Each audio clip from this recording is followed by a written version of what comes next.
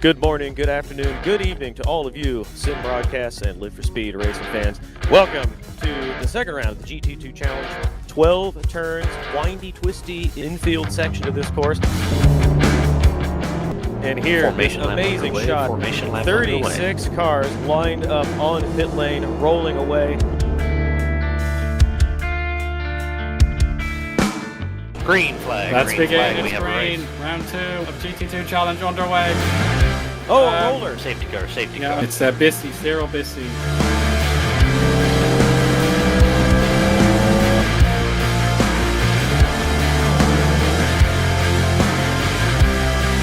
As we look back to, cars banging wheels. No love lost there.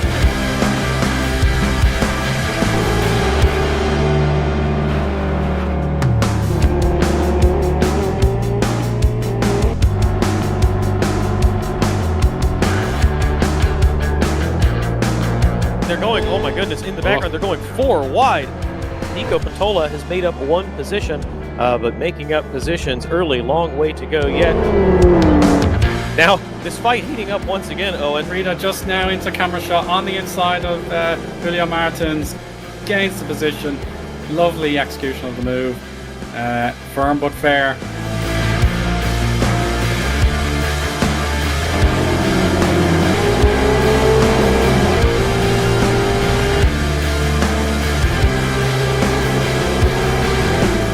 A car off ahead. Oh no! Oh my goodness, no! There's Nico Pantola. Oh, he's over again. Zanella's over. This time it will be a safety car.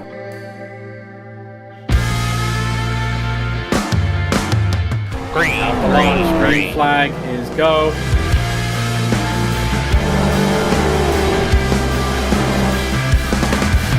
No. That was a very, very tight maneuver there.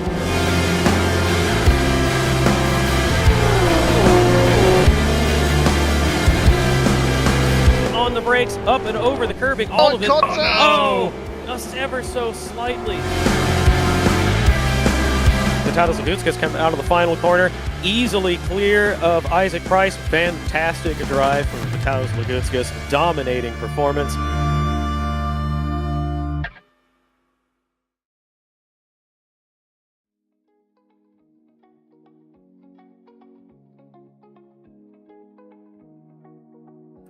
Good day to you all, ladies and gentlemen. Thank you for joining us once again here on simbroadcast.tv for round 3 of the New Dimension Racing GT2 Challenge 2024 season. This will be the second half of a sim broadcast doubleheader. We had the MRC birthday 15th anniversary BF1 event yesterday. Today here you can see round 3 at the Kyoto GP Long KY3 circuit. We'll have one more round at West Hill International reversed in 2 weeks' time to conclude this championship. Vitalis Lagutskas in command so far. Isaac Price not far behind, but only halfway through, still lots to play for. I'm joined once again by Eoin Harmon. Eoin, good morning, good afternoon to you, and welcome. How are you? I'm keeping very well, Travis. Thank you very much for the generous introduction there. This is an absolutely pivotal round of the championship, and it will really put the drivers to the test. Agree that it will. Pivotal round at a very challenging circuit, the longest one in Live for Speed, going the right way round, you might say, the Kyoto GP Long circuit. We have the Boothie chicane here today around the very end of the circuit. I've just been corrected in my ear. Aston is the longest. Please forgive my memory there. 18 turns around this circuit. Very fast opening chicane, a fast sweeper at corner 2, then a slower corner after the non-corner kink in turn 3. At turn 4, the very challenging uphill sweepers through 5 and 6, the Degner curve, I guess you might call it, at turn 9, a very fast, long flowing left-hander before we go on the oval for a few seconds, through the Boothie chicane, a couple more kinks, a hairpin, a chicane, and then back onto the main straightaway. Very long and challenging circuit, and a few drivers today, Eoin, are going to make it a bit more challenging because there is some strategy, some tactics, some subterfuge going on in the background. Yeah, we'll see exactly what's going on, but yeah, the fact of the matter is, a few drivers may have a trick up their sleeve, but we'll see exactly what might be going down later on. Traffic hopefully won't be too much of an issue here today in qualifying. If we remember back to Rockingham, it's a 90-second lap for our top contenders. now they've got to add an extra probably minute to their lap times today. And yeah, traffic should hopefully ease off compared to Rockingham. Yes, indeed. Cars out on circuit now taking their very, very long warm-up laps. We won't have drivers starting laps for a few more seconds yet. There you can see the cars that we are using in the GT2 Challenge. The XRR, the FXR, the FZR, all with intake restrictions to make them GT2 cars. The difference today is that the intake restriction on the FXR has been relaxed slightly. 1 percentage point there, 23% air intake restriction rather than 24 earlier on the season. And that should help it get around this circuit with its very, very long straights, where the slightly, well, not extra mass, but the extra bussiness, the extra bulk, and the four-wheel drive of the FXR doesn't help it get around quite as well as the other two cars. XRR believed to be the strongest option here today, but Vitalijs Lagutskas surprised us at Rockingham with how capable he was in an FXR. So we wouldn't be surprised at all to see him near the very top of the order. Speaking of Vitalijs Lagutskas, there he is, navigating the Boothie chicane now. About to start a flying lap in just a few seconds. Not too many cars ahead of him. Nico Pantola not far behind. These drivers will be jockeying for a little bit of breathing room. Jockeying in Nico's case, meaning to go past Vitalijs Lagutskas while they both go past another stricken car.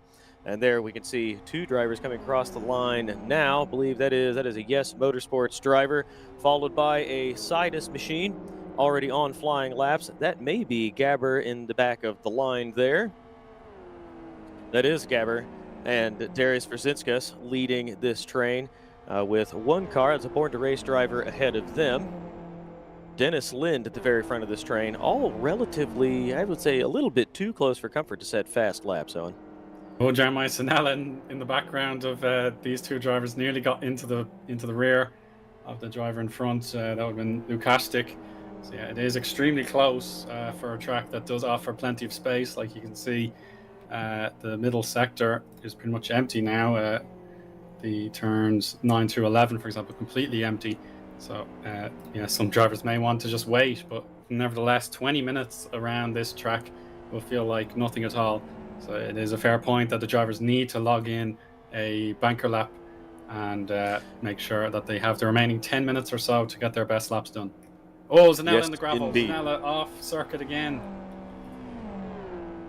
Off and back on. Zanella in the gravel, through the grass, and in the way of Savas Nierka. Just jumps out of the way in time, so Savas Nierka nearly compromised there. We pick up Darius Verzinskas again. Dennis Lind looks to be stretching, not that we're racing in a qualifying session, but appears to be stretching that gap ever so slightly. So it looks like Dennis may be just the faintest bit quicker than Darius Verzinskas, who is no slouch himself. Dennis, if you were watching yesterday, joined us in the commentary box and gave us brilliant insight into PF1 racing in the MRC 15th anniversary event. We may have a chance to talk to him today if there's a safety car period and he has a few moments to think about talking rather than driving. We might pull him in and have a chat. So we wish him the best. Thank him for his contributions yesterday as he comes around the final corners to set a lap now. We're going to hit probably the 2:16s, 2:17s thereabouts. So let's see how Dennis does with his first attempt. Probably, yeah, it's 2:21 thereabouts. Yeah, so the line is a bit further back, of course. So yeah, 2:21 for Dennis Lind, and everyone else not able to beat that so far. 2:22s, 2:23s. Can anyone get any closer? Brzezinski's 2:22.22. Yeah, an FXR, which is exceptional. This is, frankly, this is a little bit shocking. Dennis is so much quicker than everyone else. Just the first lap of asking, and I think to probably go around a couple times and warm up the tires. We know, so I alluded early on, and then Eoin added his own spice to the idea that there may be some tricks up a few drivers' sleeves, and I think some of the drivers now that are only setting 2:22s, 2:23s, we might expect to come up the order because they are trying some tactics with their tires. We may see a few drivers scrubbing to get the treads down and then set later laps on tires that should arguably have more grip after some scrubbing. Obviously a risky strategy, Eoin, to leave it that late. Yeah, absolutely. Travis leaving it late has that double-edged sword sort of outcome. As we saw in the first round, it did come down to the last few minutes with Isaac Price, I think, getting the pole. So yeah, it can work out, but if your final lap that you've been building towards is spoiled or disrupted, then yeah, it will backfire considerably. And here around Kyoto, it will be very difficult to be in the mid-pack on lap one. A lot of fast corners will greet the drivers in that opening lap. But yeah, so far, yeah, Dennis Lind used that open air to full advantage, and he's the only one who has broken 221s, but a tie for third place between Gorslani and Sean Lee. Speaking of Isaac Price, disconnected a moment ago and then reconnected. Not sure if he's unhappy with his PC or if maybe he was, well, he hadn't timed out because it would tell us that. So we'll keep an eye on Isaac. Dennis coming around now very slowly. Oh, Lord. Pit trick. Oh, yeah, couldn't tell which driver that was. Caught a bit of oversteer right behind Dennis and gave him a bit of a punt. I don't think that will compromise his car, but he's very slowly into pit lane. Yeah, giving up this lap now. Yeah. Yeah, that was his in-lap, but it was a very slow in-lap. Here we go. This is Daniel Bollock, who is struggling to get into pit lane himself. He'll just reverse across the line. Ooh, I think that was an early telepit, Eoin. Even though he was in the pit entry lane, I think the officials will see that. Yeah, here's Carlos Montagitas. This is a huge lap for him now, currently ranked 12th. So let's see how he gets on. Is this an improvement? It is, but only 9th. So yeah, he still has to find that comparison to Verzinskas. He's the pace setter for the Yes Motorsports team in the FXR. So yeah, he has to find another 2/10 to break into the top 5 now. That's exceptional. Yeah, long way to go for him, especially with the benchmark set by Dennis Lind. Second place has been taken over by Borislav Botev, still 8/10 clear of Dennis Lind. So Dennis Lind setting the early tone for qualifying with a very respectable 2 minutes 21.25. Borislav Botev further 8/10 back, and then Darius Verzinskas in third. We will expect Vitalis Gutskas to come well up the order, but if you look right now, you'll see the bottom of the qualifying order flash by before it ticks back up to position 21. Vitalis Gutskas dead last, trundling around in his FXR, trying to scrub off those tires. So fully committed to the scrubbed tire strategy. As far as I know, he is the only one who is actually committed to doing this. Though Isaac Price, I don't see a time from Isaac Price yet, Eoin, so he was practicing it. He and Vitalis Gutskas both practicing this, and it seems like he may have done the same thing. Yeah, Isaac was not in the giant queue that began our 20-minute session. He started a lap separately to most others, so we'll see if he has taken on this little scrubbing trick. But this looks like a reasonably flat-out lap. Vitautas is warming up tires heading into turn 3, so you will meet him very soon. Or turn 4. Yeah, Isaac, certainly, if he's scrubbing his tires, he's taking a different strategy from Vitalis Gutskas because Isaac is fully committed. Hard on the brakes there over the curbing and down to the apex, up over the exit curbing. This looks like a fully committed lap, Eoin. He's certainly driving lines like he would. Pitching the car in, breathing the throttle here, nearly wide open through that corner. He wants to just touch the curb here to help the car hook around, but he misses it slightly. Now up the hill, over the crest, back downhill here, ever so slightly off camber. Whoever, I can't tell which car this is ahead of Isaac. It's an FZR, looks like it might be, it's not a Sidus machine. Oh, it is a Sidus machine, a Deco Patola. And here we go, most difficult corner on the circuit. Just breeze the throttle, wide open, all the way out to the exit. Oh, and I think this is not a tire scrubbing lap. Isaac is all in this one.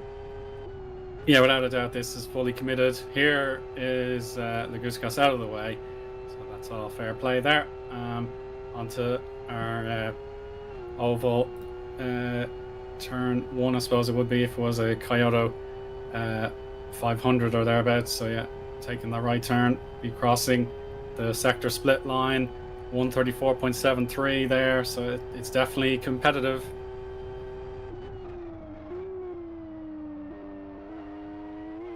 Through the Boothie chicane now, very tidy through the Boothie chicane, just missing the bollards. And now a lazy right-hand turn, several apexes before going across the left-hand curbing here, and then very tricky braking because the rear of the car wants to get out of the way. Isaac will use it as much as he can to help hook the car around, up and over this curb on the right, just touching the sausages. And now, tight as he can be to the grass and then the wall. It looks mighty quick from Isaac, but the proof will be in the time across the line in just one moment, flashing under the gantry now, picking him up on the camera facing back to it. Not good enough. Still 800ths off Dennis Lind. Dennis Lind with a what certainly seems to be a monstrous early time, Owen. Yeah, it's unbelievable that he just got it logged in immediately.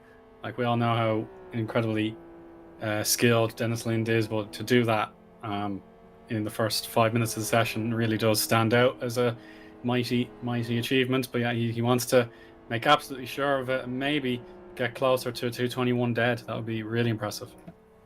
We've picked him up while he is trying to do so. Switching back to Nico Pantola, who's coming through turn, I think that's turn 4 on the map. It would be turn 3 to you and me, Owen. Dennis Lind negotiating the final chicane now, just missing the bollards while we watch Nico Pantola snake up the hill here, a little bit wide into the left hand of these uphill corners, but still looking pretty neat and tidy. Nico wanting to improve from 11th after a disastrous round at Rockingham. Did not go well for him at all. Recipient of a penalty, and then later in the race, after some frustration, straight into the garages and then pitting. Well ahead of Nico, Dennis has come into pit lane, practicing a very quick entry, so I think he'll have time to set one more lap perhaps, unless he chains two together.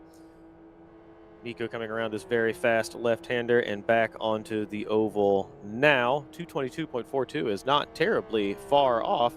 Respectable time by Nico Pantola, but still nowhere near the benchmarks. The order has not changed at the front. Still Dennis Lind. Isaac Price jumped up to second position a couple minutes ago with Matis Malkivicius behind in third. Kamal Krzelny in fourth, and Jordan Lavrikov rounding out the top five. About, let's see, is 1 second even covers the top 8 with Sean Lee there in 8th position ahead of the almost star of yesterday's event, Imran Azar, now a Sidus driver, Owen. Yeah, that's wonderful to see. Yeah, more Sidus signatures getting confirmed there. So yeah, it does mean the team will bulk up even more. But yeah, it's still a case of the domination from Yes Motorsports. They have had it all their own way so far. Let's see if Sidus can break that mold. But yeah, B2R, of course, have a 1-3 at the moment, so let's not discount them. Just as we were talking about him, he set a new personal best, 2 minutes 21.78. So Imran Azar jumps up to 5th position on the back of his quickest ever lap at this circuit in this car. Zdravko Topolniak has crashed at turn 9 quite heavily there. It went too far wide, a very typical crash there. If you understeer, you're just going to meet that barrier on your left-hand side. So, big crash for Zdravko, and that will be, he cannot rejoin if he spectates on the circuit, so that's his session over. Vitautas still scrubbing away. So let's see if he's finally got his tires prepared. Travis. It appears that he has committed into turn 1 and turn 2, now wide over the curbing. Took a lot of grass on the inside on his way through. Now approaching the turn 3 kink, now at full song. He was snaking around the circuit to try to scrub off the tires on prior laps. He has decided with 5 minutes remaining, now is the time to go. He has taken a lot of tread off these front tires. Now into this right-hand corner, very neat and clean indeed. Not using all the curbing on the exit, but the car well under control. Looks very, very stable. Using the rear of the car, I think I saw a dab of the handbrake to help it turn in. He's very brave with the handbrake. Using the left side curbing to bring the car around. Still very, very stable. This car set up absolutely perfectly for Vitalis Lakutskas with the tires in perfect nick for him to get around as quickly as possible. Now approaching the bridge, the other half of the racetrack going over top of him right there. Full commitment in this corner, just full throttle, wide open, dab of the brakes to help the car turn in. Maximum commitment from Vitalis Lakutskas, looking like a very fast lap indeed halfway through. Now out of the throttle, feathering it, all 4 wheels with power to them, getting the car around this corner, touching the curbing to help bring it around as he approaches oval turn 1. Now back up onto the banking. nice and easy here. You have a moment to relax, a moment to breathe. He'll come off the banking ever so slightly. You don't want to go wide out to the wall because that only lengthens the circuit, does not actually save any time. Minute 35, nearly dead through the second split, is very quick indeed. Pitches the car into the booth chicane, just misses the tires on the left, but through the bollards on the right. Officials may have a look at that. I think he was still touching the curbing with the left side wheels, but that will be very close as he approaches the final complex of corners.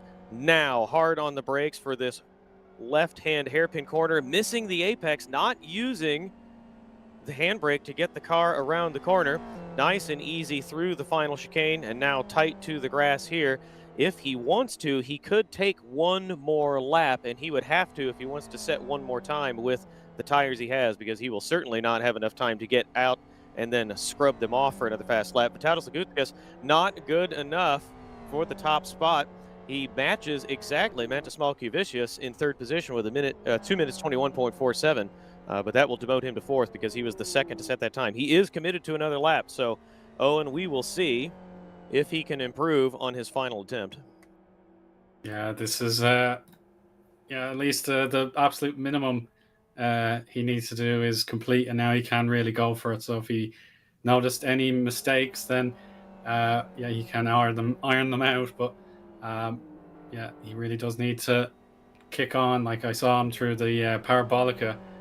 He stayed in fifth gear the entire time. So yeah, he's absolutely dead set on getting a good run onto the oval. Similar enough split time there, I think, of 44.9. He will have time to set one more lap after this one. I was mistaken. If he chooses to continue, then he certainly has the tire to do it, and he has the time on his side as well. So Vitalis Lagutskas, if he wants to improve to the top and he can't do it on this one, will have one more attempt, leaving it late with a string of fast laps, a strategy we don't typically see in GT2 challenge racing. Drivers typically into the pits for fresh rubber, heat them up as quickly as they can, and then out lap, fast lap, in lap as many times as they can fit into a session. Vitalis Lagutskas coming around the oval one more time onto the front straightaway of the Kyoto Oval Circuit. A little bit wider this time. 35.03, so 100th slower than he was on the prior lap. But we know he could clean up the final sector quite a lot. Just touching the tire even further into the bollards that time. If it were me, Eoin, I would ease off the throttle here, shake the sillies out, and line up one final attack. Yeah, but I imagine Vitautas doesn't work that way. He does do a much better job of hitting the first apex with the intention of nailing that second one as well.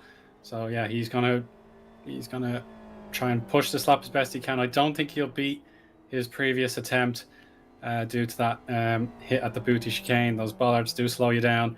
So is he going to commit for one more throw? Oh, he does improve. Well, there goes my prediction. Yeah, picked up 900ths, not enough for the top spot, but still in third. Behind him, Gabber has gone quicker, 23.03, so Gabber moving up the order slightly, improving on his own fast time.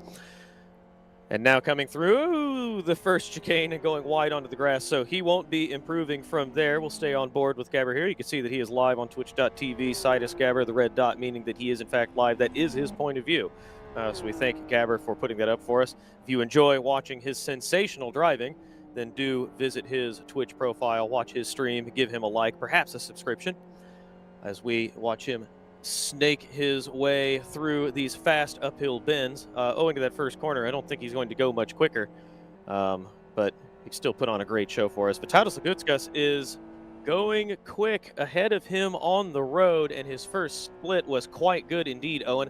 44.96, so he's under the target 45 seconds for the first split, and he is very fast through the Digner corners. He absolutely is flying. We'll see if it carries on. Biagabor, a title contender, really can ill afford a bottom half start in this third round of the GT2 challenge. So he's really got to dig in and improve. His target will definitely be his teammate Nico in the top 10. That should be the absolute minimum standard for him. Around the back of the circuit, Dennis has beached himself near the chicane. I think he's out of the way. Imran Azar has just lost the car right ahead of him. So And there's another car. Jeremy Greed is in the litter here with Dennis as well. So I think they've all come together. They have all chosen to stay situated on the side of the circuit. There you can see Gabber going through, but Tautas Lagutskas has gone through just ahead of him. So out of the way for all of these drivers to complete their laps, but a bit of drama late on. Isaac Price has improved to within 300ths of Dennis Lind while all of this drama is happening as we wait for Vitalis Lagutskas to cross the line ahead of Gabber on the cameras here.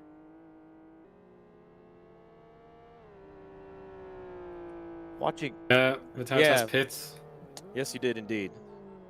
Yeah, Gabber coming across the line. Vitalis Lagutskas aborted his lap. Gabber crosses the line now to, unfortunately, not improve. Oh, no. Yeah, Gabber well off the pace. Jared Mead, I think, shot up the leaderboard there to 14th, so he was behind Gabor originally. Now he's in 14th. That is exceptional for Angry Angus to get 14th. It is indeed. Looking to see if there are any drivers about to set times. Here we go. Yeah, Grinius, the number 31 machine of Grinius crossing the line now. 23.04, respectable time from him. That moves him, well, that should move him up the order, but I don't see him on the lap charts. We'll check to see where he ultimately ended up. And I see one car still on circuit. Let's see, Cyril. This is Cyril Desai who's coming around now, who will not be setting a competitive time. He was off the circuit a few moments ago with Dennis Lind. So there we go. Final results. Dennis Lind sets the benchmark on his very first flying lap, 2 minutes 21, 2 minutes 21.21, just ahead of Isaac Price, who worked hard to take the pole position but could not ultimately do it. 300s behind, 2 minutes 21.24. Vitalis Lagutskas, after his aggressive tire scrubbing strategy, could not do any better than third position. Mantis Malkovicius in fourth. And then behind them, Kamal Grzelny, amazing time from him. Don't typically see him this far up the order, but a great performance from him. 221.7 ahead of Imran Azar, recently minted Sidus driver. Jordan Lavrikov in 7th, Borislav Botev in 8th, Darius Verzinskas, another FXR driver, in 9th, and Nico Pantola rounds out the top 10. There you can see on the right the remainder of the top 20.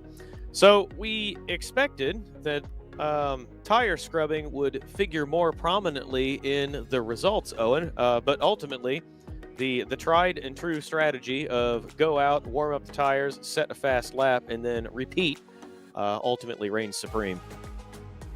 Yeah, it absolutely did. But yeah, to be first on the track, I think that made a huge difference to Dennis's time there. He was completely ahead of the queue. There was no messing about. He could go as fast as he could, and that was the critical moment that his banker lap was the lap of the entire session. And of course, time was of the essence here around Kyoto. And yeah, a few drivers will be disappointed, but will have a fair amount of time to work their way back up in the full race. Yes, indeed. Dennis Lind will lead the field away here in round 3 at the Kyoto Ring GP Long Circuit. Here you can see the championship standings. Vitalis Lagutskas still at the top on 211 points. Isaac Price not too far behind with 191. A good performance today could level him with Vitalis Lagutskas if Vitalis Lagutskas finishes, well, at or around the position he's in right now. Eoin Katila not racing today on third position, 165 points. He will almost certainly cede third to these gentlemen behind him, Gabber, Darius Brzezinskis, Pali Peltigongas, not far behind Eoin Katila, who will not be setting any points today. Ayub Elanuni in 7th, Carlos Machiotis in 8th position, Mantis Malkovicius in 9th, and Mandula, our own friend and media contributor, there in 10th position in the championship standings. And there you can see the remainder of the top 40 all the way down to Cyril Desai in 40th position. We've had 2 drivers today who were unable to pre-qualify, so 36 will take the circuit. We've had 55 take part across all of the sessions so far, or 55 accredited in the championship standings thus far in the season after all of the participations. And here you can see the team's championship standings. Yes Motorsport with a commanding lead. Darius Verzinskas and Vitalis Lagutskas responsible for the bulk of those points. Very strong performances from both of them in FXR. Team Sidus in second position. They'll get some help this week and in 2 weeks' time. with new signing Ron Azar. Born to race in third position. Dennis Lynn doing plenty of work for the PR team today, taking pole position for that team. World lines in fourth position of Race Green Autosports. Fifth, Master Race Car in sixth. Runner seventh. Indy Racing team in eighth. Air Attack Racing. Sean Lee's team there in ninth with Energy Virtual rounding out the top 10.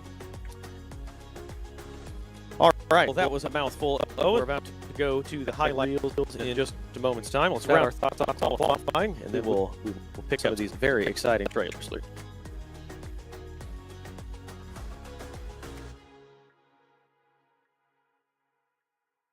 Yes, was my own thoughts. Yeah, it's definitely a lot of work for the drivers. You knew that there was the difference in approach. Dennis Lynn did the traditional get out and go. We saw some tire scrubbing that didn't result in the success perhaps expected for our championship contenders years ago and Price. And a few drivers really did excel. I did spot Jared Mead just out of the blue because of his green name, just shot up the board. And of course, Gabor really struggled. So yeah, this track has delivered on its challenge, and we'll see how it gets on in the main event. So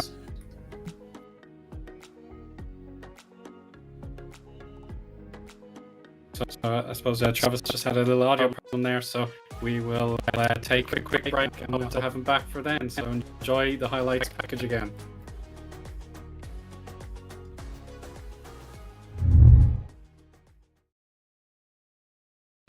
Good morning, good afternoon, good evening to all of you Sim Broadcasts and Live for Speed racing fans. Welcome to the second round of the GT2 Challenge. 12 turns, windy, twisty infield section of this course.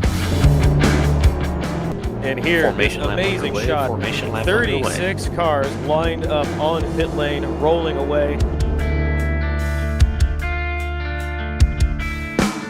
Green flag. Let's green begin. flag. It's green. Round 2 of GT2 Challenge underway. Oh, a roller. Safety car, safety Yeah, car. it's Bissy, Cyril Bissy.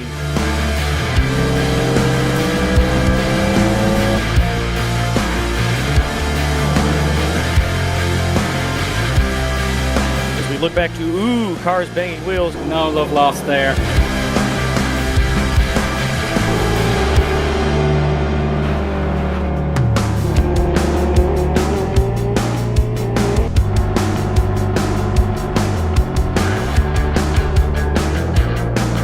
They're going, oh my goodness, in the background, they're going 4 wide. Nico Patola has made up 1 position, but making up positions early, long way to go yet. Now, this fight heating up once again, Owen. Rita just now into camera shot on the inside of Julio Martins, gains the position. Lovely execution of the move. Firm but fair.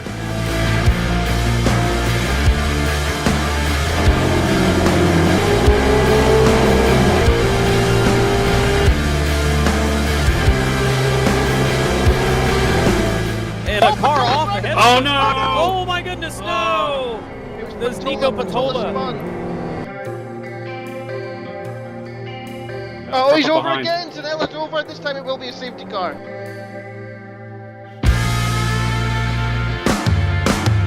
Green flag is go.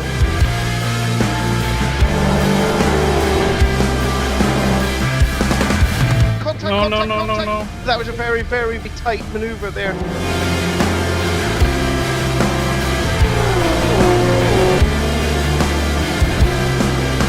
On the brakes, up and over the curbing, all of it. Contact. Oh, just ever so slightly. Vitalis Lagutskas come out of the final corner, easily clear of Isaac Price. Fantastic drive from Vitalis Lagutskas, dominating performance.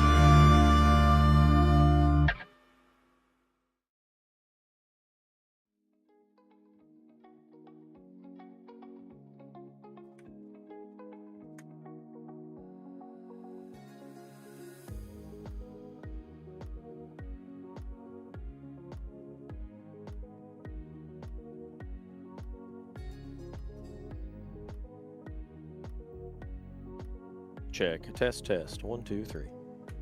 Mic check.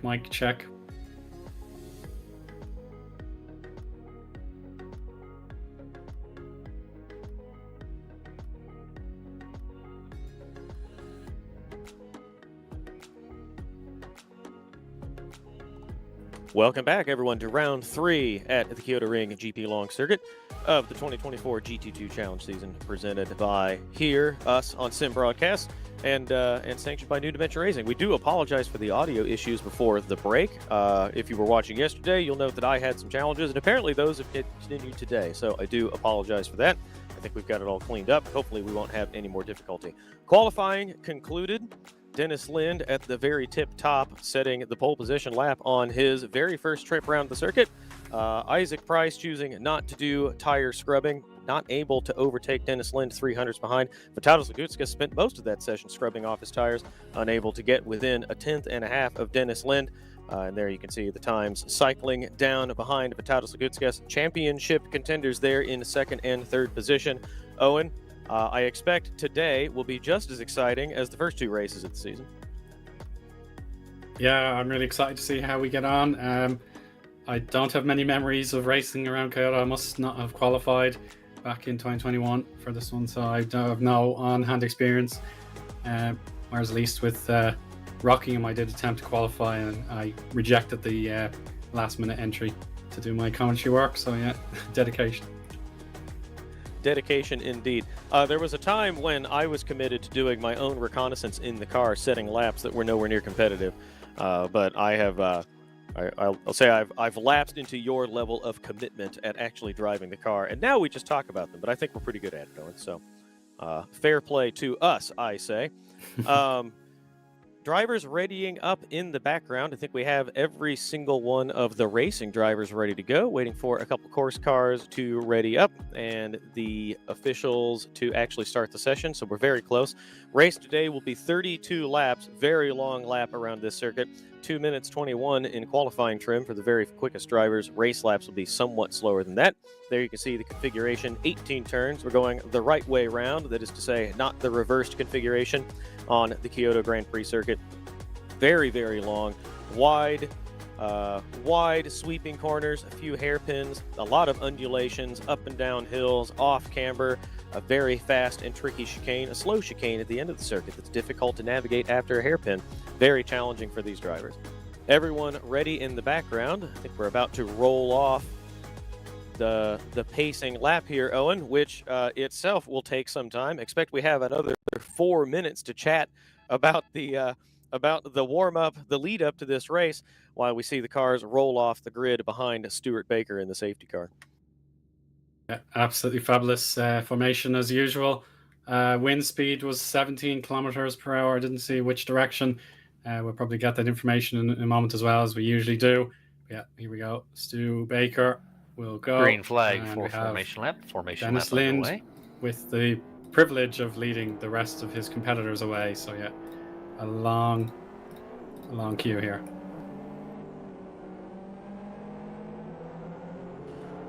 Stuart Baker leads them into the first corner. This could be the site of some drama at the start of the race. It is a medium speed chicane, and drivers piling in a 2x2, maybe 3 wide in some places, could cause some drama. There is a driver AFK and not rolling off the grid. I cannot tell who that is. That is Julio Martin, who is not paying attention or is unable to drive off the grid for some reason. So the other drivers allowed to overtake him. They'll need to form up in the opposite grid positions. Everybody will move up 1 spot, and he will take up the rear of the grid.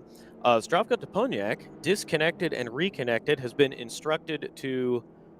Don't know if he was instructed to start from pit lane or if he was instructed to wait at the end of pit lane because the exit was closed. It is now open, so we'll watch to see what he does. He's driving out of pit lane, so Zdravko Toponiak will take up the rear of the grid. And there was one driver who was given a pit lane start. That was I believe that was the number 11. That is Martin Poirier, the Frenchman.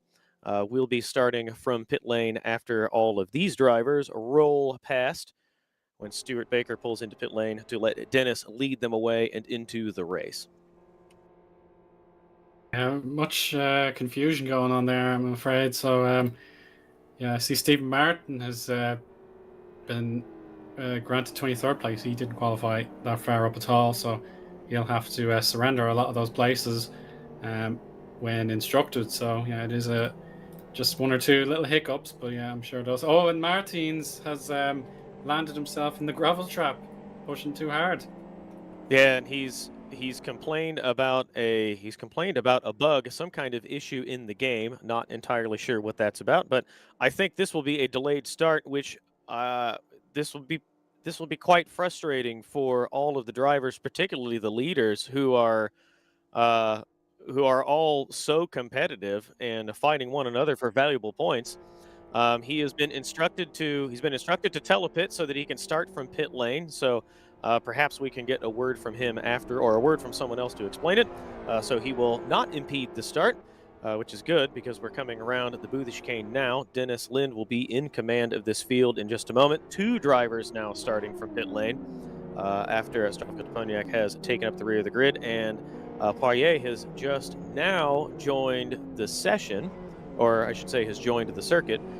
So 2 drivers ready to start from pit lane, as Dennis Lind now has Isaac Price alongside, drivers forming up 2 by 2 behind Stuart Baker. We're shaping up now to have a very exciting start. It becomes real when the drivers line up side by side and Stuart Baker starts to pull away. Owen, coming around the final corner now, Stuart Baker will accelerate and they will roar across the line to start the 3rd round. Bring them across the line, Owen. Yeah, let's do it. Dennis Lind will have the inside for turn 1, but they have to be quick as it turns left straight away. So here we go. We've got Dennis Lind for Born to Race on the right-hand side of the screen. We have Isaac Price to the left as they turn around. Here we go. Let's see. Can this championship develop even greater than it has already? 3 rounds about to get underway. A long hold here. Dennis really waiting for his moment. There's the red line. He should be going, hopefully, in just a moment, the red flag line. He's really making his way. Green flag. Launch. We have a race. This is it. Dennis Lind dutifully waiting for the green flag call from Jonathan Palmer there. Drivers 3, 4, 5 wide in the background.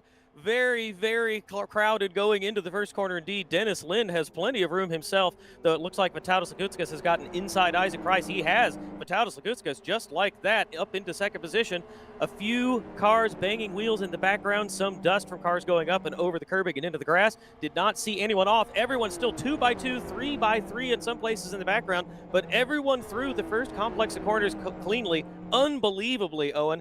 Fantastic start. Vitautas Lagutskas still fighting with Isaac Price. This only plays into Dennis Lind's hands. Vitautas Lagutskas had 2nd, now yields it to Isaac, while Dennis Lind drives away in the front. In the background, somebody in the gravel and then out once again. Everyone's still 3 wide in some places. Incredible start, and everyone through. Unbelievable, Owen. Yeah, it's stunning. Absolutely stunning. But yeah, Dennis Lind, he really wants to secure this victory, maybe get himself way up the championship order. So yeah, this is his golden opportunity to do it. So yeah, Isaac Price and Vitautas Lagutskas. Lagutskas 2 for 2 at the moment, but Isaac will want to cut into his championship lead, and this is one way of doing it. Yeah, Vitautas Lagutskas now has a challenge on his hands. This Garzlani in 5th position, fighting on the inside to try to take this position from Borislav Botev side by side.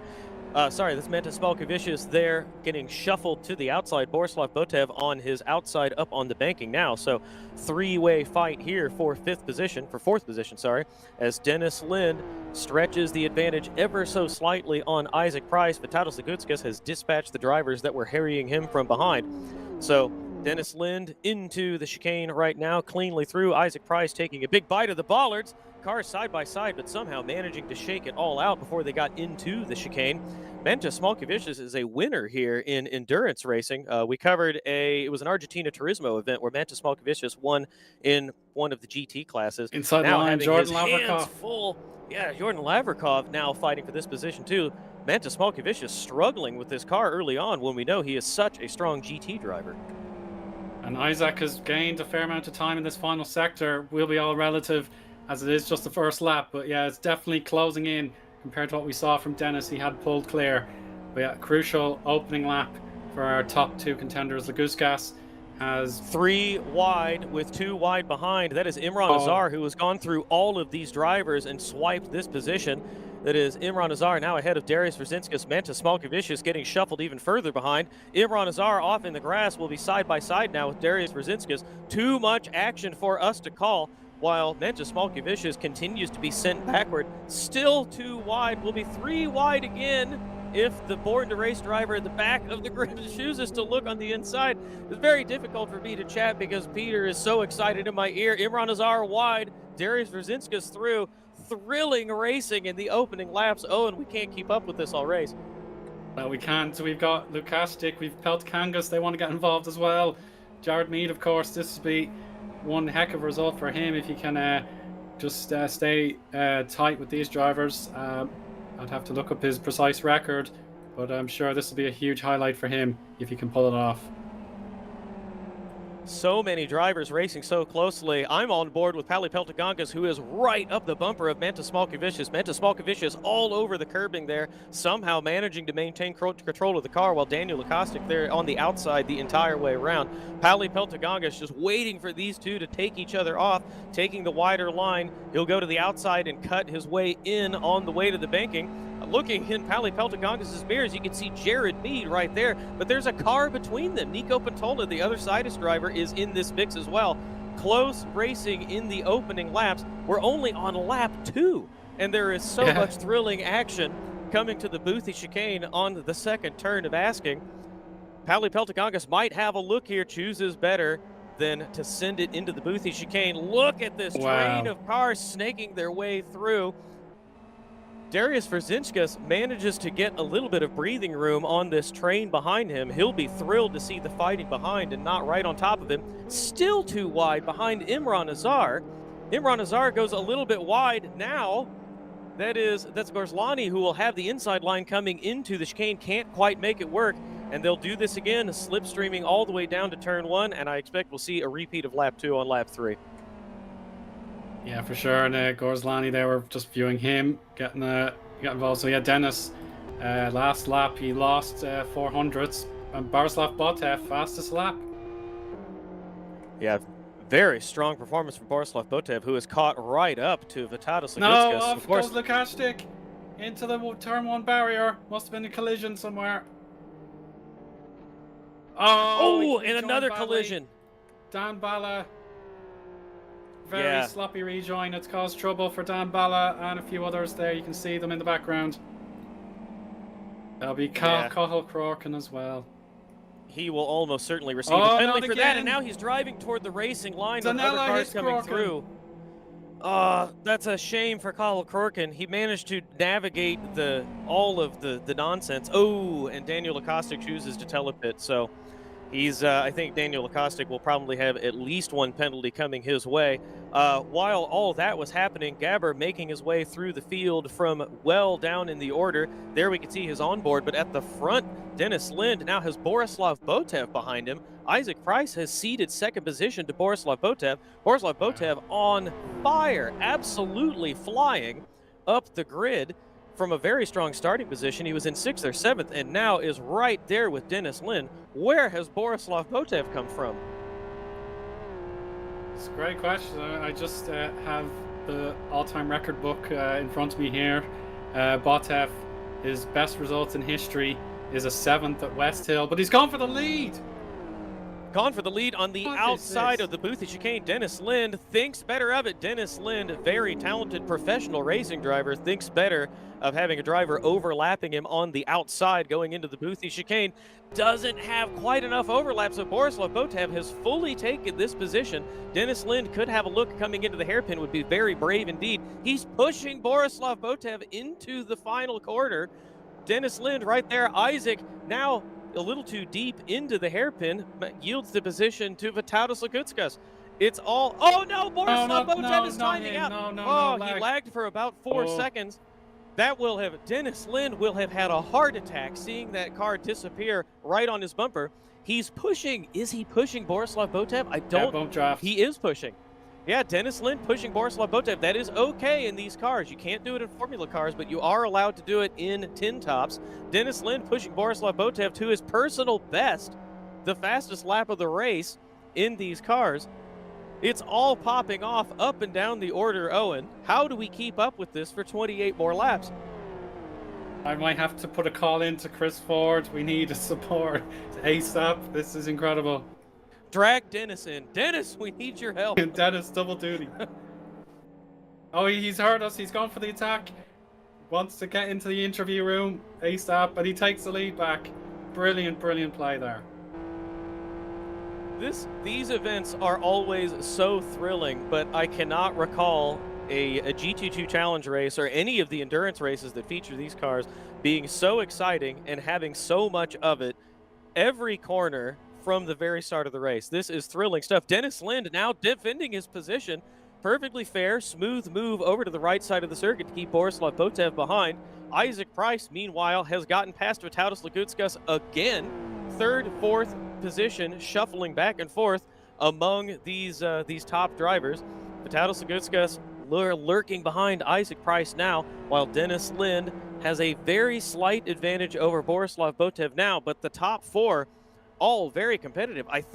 I certainly expected Isaac Price to take the top spot from Dennis Lind and perhaps have Vitalis Lagutskas come through and then Dennis Lind hang around, but Dennis has been so strong, and Borislav Botev seemingly out of nowhere. Gerslani behind them has caught and passed Darius Verzinskas coming into the Boothie chicane. He could have moved over to the racing line and opened up the corner. Someone has gone off ahead of them. It looked like a driver was in the gravel, but the leaders are unchanged. So I think that was Mantas Malkovicius. Oh, trouble for Mantas. Spun. He did. Yeah, it's Mantas in trouble. He'll have the curb, so yeah, the drivers will be able to see. Gabor will get by, perhaps Nurka as well. Yeah, so Nurka also through. Yeah, and this is what Dennis wanted to see. Isaac Price now right in Borislav Botev's mirrors, now not in his mirrors, fully alongside. So the two of them chasing Dennis Lind into the first corner side by side, while Vitalis Lagutskas just watches all of this happen. Isaac Price, challenging move, because the corner's a little bit tighter when you're coming side by side, up and over the grass, through easily, well, perhaps not easily, but through cleanly over Borislav Botev, while Vitalis Lagutskas, I think, is now just lurking in the background, waiting to see what will happen among the drivers ahead of him. Now Borislav Botev has retaken the position. That slight power advantage in the XRR, the top speed advantage that everyone talked about in the 2 weeks leading up to this race. Thrilling action in the first 4 and not even a quarter laps. The second, third, fourth positions led by Borislav Botev now running fairly close together, while Dennis Lind has a bit of breathing room in the top spot. Only Jost who will want to keep jogging on as fast as possible, with everyone really bunched up just behind him. Let's see what the story is with Gabor. Yeah, he's got a bit of track advantage over Savasis. Keeping an eye on Gabber, he has moved up 11 places and is now chasing Sean Lee. So we'll keep an eye on Gabber, who is, as far as we know, our current high climber. Martin Kapal, all the way back to 20th position now, has mirrors full of Grinius behind him, and Zdenek Zagash not far behind, about a second further down the order. So not just close fighting at the front, but fighting all the way up and down the grid. Jordan Lavrikov now going by Darius Verzinskas, who just yielded that position a few minutes ago to Verslani. Oh. And that is Jordan Lavrikov through pretty easily. Darius Verzinskas goes wide. Somebody through the gravel. Yeah, Verzinskas. Yeah, Darius through the gravel. Yeah, he hit Lavrikov square in the back, and thankfully Lavrikov took on the corner. We've got two Martins, and just behind it's Grinius. So there we go. Lots of so Mazvidas, Grinius, and Zdenek Zagash. Great run here for Zagash. Yeah, I said a minute ago that he was about a second behind this gaggle, not too far, and now he's picked up 3 positions in the span of half a lap. There we go. Through he goes, ahead of Martin Kapal. Very clean. Martin Kapal, wider line on his way through. And now Pauli Peltagongas. Ooh! Darius Verzinskas nearly putting Pauli Peltagongas in the grass. I think he didn't realize that Pauli was there, right behind his teammate Imran Azar. Cars going through the grass ahead of them. Well, and now they follow the same line, taking plenty of the gardening on the inside of the circuit as they come down to this slower right-hand corner. Sidus driver on Sidus driver with a powerful run in the FXR by Darius Brzezinskis. Close racing everywhere, while the leaders seem to have settled down a little bit. Dennis Lind ahead of Borislav Botev now. Isaac Price behind, Vitalijs Segutskas still chasing this crowd, while Darius Brzezinskis is going backward for Yes Motorsport. This will have championship implications, Eoin. This is very good for Isaac Price, of course. Not so good for Yes Motorsport. I think it's a pretty good situation for the Sidus drivers, who are looking pretty strong. They certainly have more drivers in the field than Yes Motorsport, as we are now on board with Borislav Botev, who has caught up with Dennis Lind once again. These two, they could work together and perhaps get away from Isaac Price and Vitalijs Segutskas behind. But Borislav Botev looking a little bit spicy here, like he wants to retake the top spot. Slight gap over Isaac Price, who is now a half second behind Borislav Botev. And there he goes. Lead change once more. Botev back in front. Not as much of a, oh my goodness, jaw dropper, but Dennis wants to push him. A little bit overzealous. And Isaac will take full advantage of this. He'll gain those few tenths he needs. And he'll get a good slipstream here. Travis and Dennis to the inside. No, he backs out. Yeah, we never want to see a safety car as Dennis Lind does the over-under move, just has clearance on Borislav Botev coming out of the chicane. And now Borislav Botev has Isaac Price to worry about coming across the start-finish line. We never want to see a safety car, but I wouldn't be upset if we had one. Isaac Price bump drafting Borislav Botev. They're going to go 3 wide on Dennis Lind coming into the first corner. Dennis Lind gets shuffled back to third, just like that. Thrilling action. Dennis too late on the brakes. Dennis too late on the brakes. He gets into the rear of Borislav Botev, who then catches Isaac Price. That will almost certainly be a penalty for Dennis, an avoidable collision.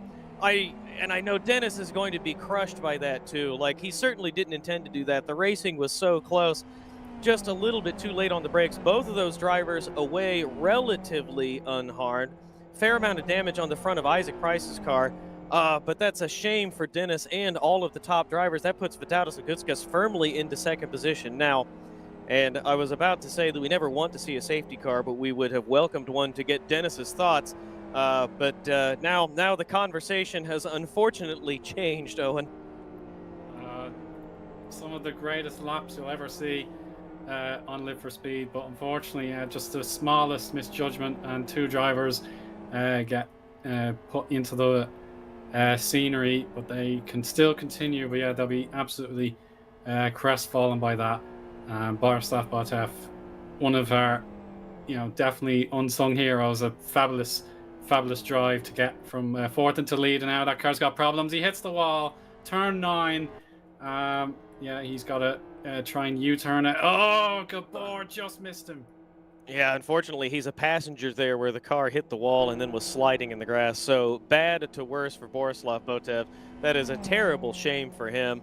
And a shame for Isaac as well. Isaac hasn't come off nearly as badly as Borislav Botev has, but hopefully Borislav can recover a stronger finish now, tumbling down the order from second down to 27th.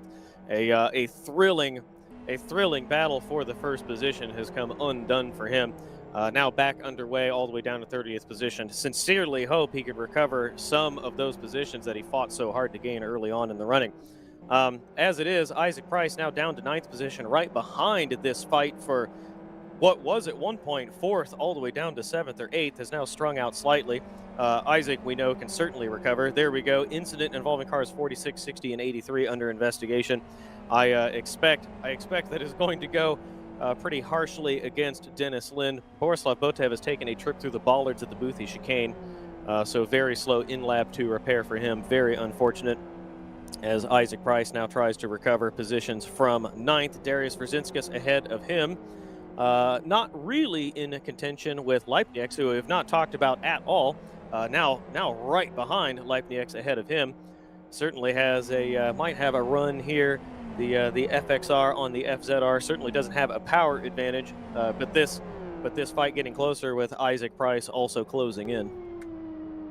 Absolutely, yeah. So solid run here for Leipnick so far. He's gained 9 positions from his starting grid, so yeah, it's a definite. Oh, Verzinskas wide! Just a freebie for Isaac Price, and yeah, without a doubt, Leipnick will put up a modest defense, but yeah, with Isaac knowing his championship bid is a bit precarious at the moment with the Guskas in second, he's got to make a move as soon as possible. Borislav Botev has made it back to pit lane. He is stationary now and taking repair. He has been stationary for a long time, bordering on 30 seconds at this point, so he is perilously close. Oh no, now he is rolling away again. So a 35-second pit stop. He drops all the way down to 33rd. I believe this will become 34th position in just a moment. No, 33rd position for Borislav Botev. So at the very back of the lead lap. Very, very unfortunate for him. As we look at Dennis Lind one more time, flashing by the camera at the booth chicane. Tadeusz Lagutskis not far behind. Reg LeBlanc fighting for 23rd and 24th position with Stephen Martin. And Magic not far behind them. Oh, sorry. The Magic ahead of them. Magic fighting into the booth chicane with and Stephen Martin on the oval, but it's okay. Mazvidas will gain that position. Steve Martin lost a lot of momentum, and Mocha, one of our newcomers here for Sim Racing Polska, gains the position. Yeah, Darius Wazinskis just flashed through the shot. I think he lost a lot more time than we realized. When he went wide, we saw Isaac Price get to that free position. Speaking of Isaac Price, alongside Leipnick's now, Isaac Price is through pretty comfortably coming into the first corner, though Leipnick's not willing to give this position so easily, has a peek into the first corner. Yeah, so Darius Wazinskis, when he gave away that position to Isaac Price and others, ended up losing a lot more. Well down the order now. Oh! I just saw Borislav Botev go off again in the same place, and now he's joined the spectators. That is a terrible shame for Borislav Botev, Owen. Yeah, there's just no motivation to carry on, unfortunately, if the car is still in horrific shape. Yeah, the incident between cars 6 and 39 under investigation. Yeah, this car's 8 39, and 39. sorry, yeah, 39, yeah. sorry. Oh, and we have a pronouncement on that one. Mentos Malkevicius will take a drive-through penalty for causing that collision. There we go, causing a collision, lap 3, turn 1, as that is someone off in front of our cameras. Yeah, that's Maka, that is Malka. Just all his great work gone. So he's back down from 25th to 27th, and just in front, Slavov and Grinius getting into a battle again, and it looks like Slavov was a big winner there, but we'll see if it carries on. There's our other new entry, Mahe Martin Poirier, making a pit stop, but we'll see if he's allowed to continue. Looking at Dennis Lind once again, who is under investigation, and we expect is almost certain to receive a penalty for causing that collision with Isaac Price and Borislav Botev. Borislav Botev having given up his race after a frustrating and slow drive back to pit lane and then spinning off once again. Looking at Nico Pantola now, who is in the middle of a fight for 10th position. That is Ayub Al-Hanouni ahead of him. And now looking at Carlos Machiotis, who finished 10th position 2 weeks ago. Now about to swipe 20th off Martin Kapal. There we go, through the chicane. Carlos Machiotis has been into the barrier somewhere. The front of that car has been properly smashed. Looks a bit more pug-like than most vehicles. And now we've got Nico on Ayub El-Hanouni. They were very close together in the chicane, still side by side right here while these two are fighting ahead. Nico Pantola in the slipstream might have a look coming into the first corner. Car exiting pit lane behind him. I believe that was Marier. And there we go. Nico Pantola on the brakes into the first corner and easily through. Ayub tried to hold the outside but couldn't do it. Fastest lap of the race just set by Gabber. So Gabber going quickly just behind Dennis Lind had set the fastest lap of the race, and then Gabber matched it. Gabber now has caught Ayub El-Hanouni, so he is up, I'm not sure how many positions, I think 16 positions or so, up into 13th right now. And on this train looking for 9th, he's going to have it look on the inside of Ayub El Hanouni. And that is Sean Lee in the Air Attack racing car just ahead of him. Gabber holding the outside. Very tricky to drive side by side through here. We'll have to give up the position on the left-hand bend, but then when they come up and over the crest, he should have the slipstream coming down to the Degner curve. Yeah, plus 12 gain for Gabor from his starting grid position, and a top 10 with Nico Matola currently holding that spot. Yeah, it's not impossible for Gabor in this first third of an enthralling race. Yeah, and he's had to fight for this, setting quick laps too, driving very aggressively, making passes down the order, and now running quick laps, the fastest laps of the race, in order to catch this pack. Now he has his work cut out for him to pass some very talented drivers. Dennis Lind once more leading Vitalijs Lagutskas, who could scarcely have had a better stroke of luck than his championship rival going off ahead of him. Dennis Lind, we expect, will be moved out of Vitalijs Lagutskas' way before too much time has passed. And then Vitalijs Lagutskas will be right where we have seen him in the first 2 rounds of this season, in the lead and driving away. Imran Azar, once again, recently having joined the Sidus team in a comfortable 5th position now. Drove very well yesterday in the MRC BF1 event. Looked like he might be on for a gigabrain strategy call. Ultimately finished in the 2nd position after some fuel troubles. And behind him, Sidus teammate Gabber all over the rear bumper of Ayub El Hanouni's car. Will certainly have a look into the first corner and swipe 12th position off Ayub.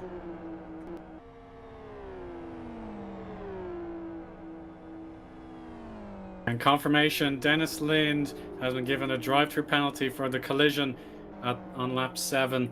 That certainly put a dampener on our high spirits, but yeah, that's just the rules. You have to accept it. He made the mistake and will concede that lead to Vitalijs Lagutskas on course for an astonishing hat-trick of victories.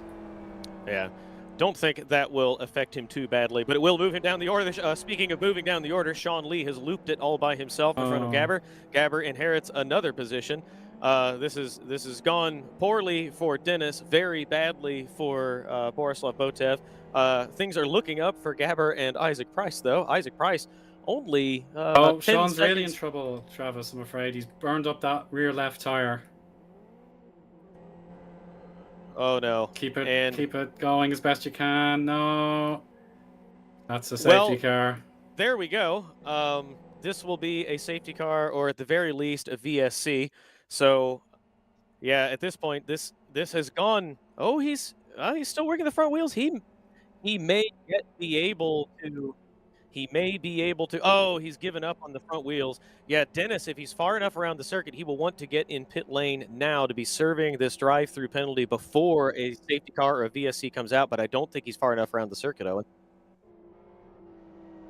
Oh, no, Dennis is coming around to the final corner now. Dennis, yeah, I don't know if Dennis knows. Yeah, stand by. Oh, Dennis Lind coming to the final corner now. That's a standby for VSC, though. That is not the VSC call. So does Dennis dive into pit lane? He's committed to pit lane. There's no VSC call yet. So Dennis, I think, may pull a blinder here. Dennis may just get away with this because here he is into pit lane. He's on the brakes across the line. No VSC yet. So Dennis Lind well within the rules. But Sean Lee still working the car out of the gravel. So there was...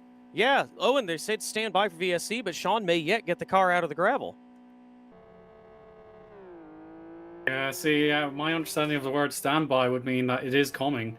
It's not the possibility of it. It was meant to be coming, but yeah, that's a bizarre one. Yeah, stop. So he needs help from our trackside support. JP Provost gets him out of the gravel, but Lagutskas has just completed turn 4, so he's going to lap Sean, who is hobbling to pit lane, without a doubt, with that rear tire going very, very hot and then burnt up a bit. So yeah, this is a very bizarre situation, but a tough one for race control at the same time.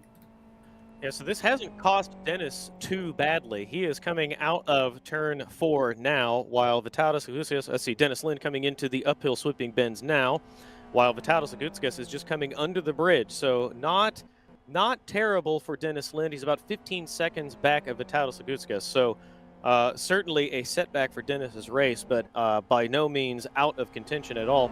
Isaac Price has moved up to 5th position, so Isaac recovering well.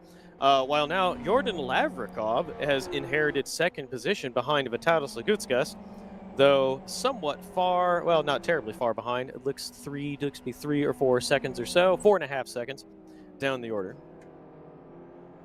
And Nurka goes off course there. Big gain there for number 89. That would be Dominic Balak. So yeah, great pass for him. Let's see if he can catch any more drivers such as Jeremy Greed. Vitalijs Lagutskas coming through the chicane now and rapidly approaching Sean Lee's stricken car, who is trying to creep back to pit lane. He's negotiated the final corner and is through the chicane now without too much drama, and now into the pit lane entry apron and inside the pit lane wall while Vitalijs Lagutskas comes around now. So Sean Lee into pit lane safely, Vitalijs Lagutskas unimpeded, and though I dare say he may have been somewhat concerned, VSC canceled, so Dennis Lind, I assume, will not receive any more scrutiny from the officials. Sean Lee finds a pit box. Imran Azar now has Gorslani behind him, so Imran Azar has gone through into 3rd position, but perhaps not for long. Gorslani looking for 3rd position once again, chooses to fall in line, though Gorslani, much better line through the chicane, I believe will have a run down into turn 4. Yeah, this looks very promising. He's got to pick his spot. Azar takes to the outside. So, and Ayub has dropped connection. Ayub out of the race, but it is a return to 3rd position there for Gorslani. All right, now that things have settled down a little bit, Ayub reconnecting, though he'll be demoted 1 lap. He'll be allowed to rejoin owing to his disconnection. Monka makes a pit stop while Ayub leaves the pits. The order, Vitalijs Lagutskas in the lead ahead of Jordan Lavrikov, about 5 seconds behind. Metas Balkevicius gets a 10-second stop-go penalty for failure to serve his drive-through on time. Gorslani in 3rd position, Imran Azar in 4th, Isaac Price back up to 5th after getting a bit of a punt, a cheeky punt from Dennis Lind earlier. Pauli Peltokongas in 6th, Leipniak 7th, Dennis Lind there in 8th position ahead of Sidus teammates Nico Patola and Gabber rounding out the top 10. Amazing drive from Gabber after a very disappointing qualifying session. Gabber up, I think we've counted 14 positions now, all the way up into 10th position, ahead of Darius Verzinskas, who has fallen several positions after a difficult opening stint.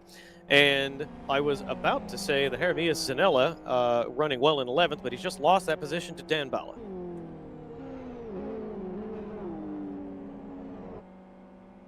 Oh, bit of smoke kicked up there in front of Isaac. It must have been Azar.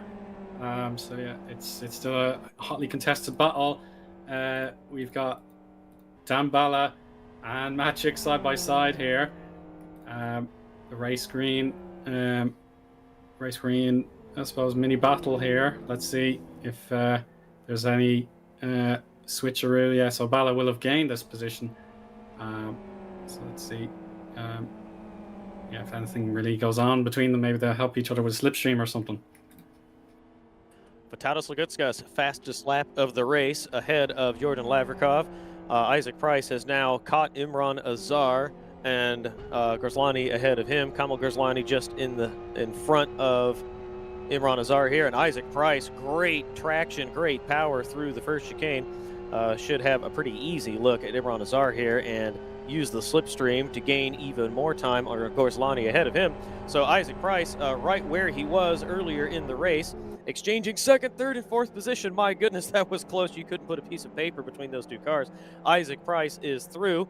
So he was running 4th position after trading 2nd, 3rd, and 4th among the leaders earlier on, though with a significant gap to the ultimate lead of the race now. Vitalijs Lagutskas in firm command, about 5 seconds up the road from Jordan Lavrikov. Good recovery by Isaac Price, but I dare say, Owen, he will still be quite frustrated. Yeah, absolutely, Travis. He was definitely an innocent party there. He couldn't do much about it, but he's still in the race. That's the main thing. There'll be hope heading into the finale.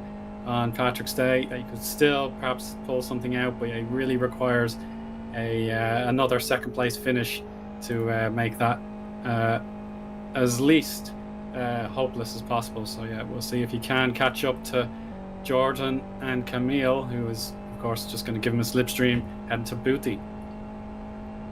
Yeah, that's Jordan Lavrikov, not far up the road from Gorslani either. So Isaac Price, well and truly in contention for second position here.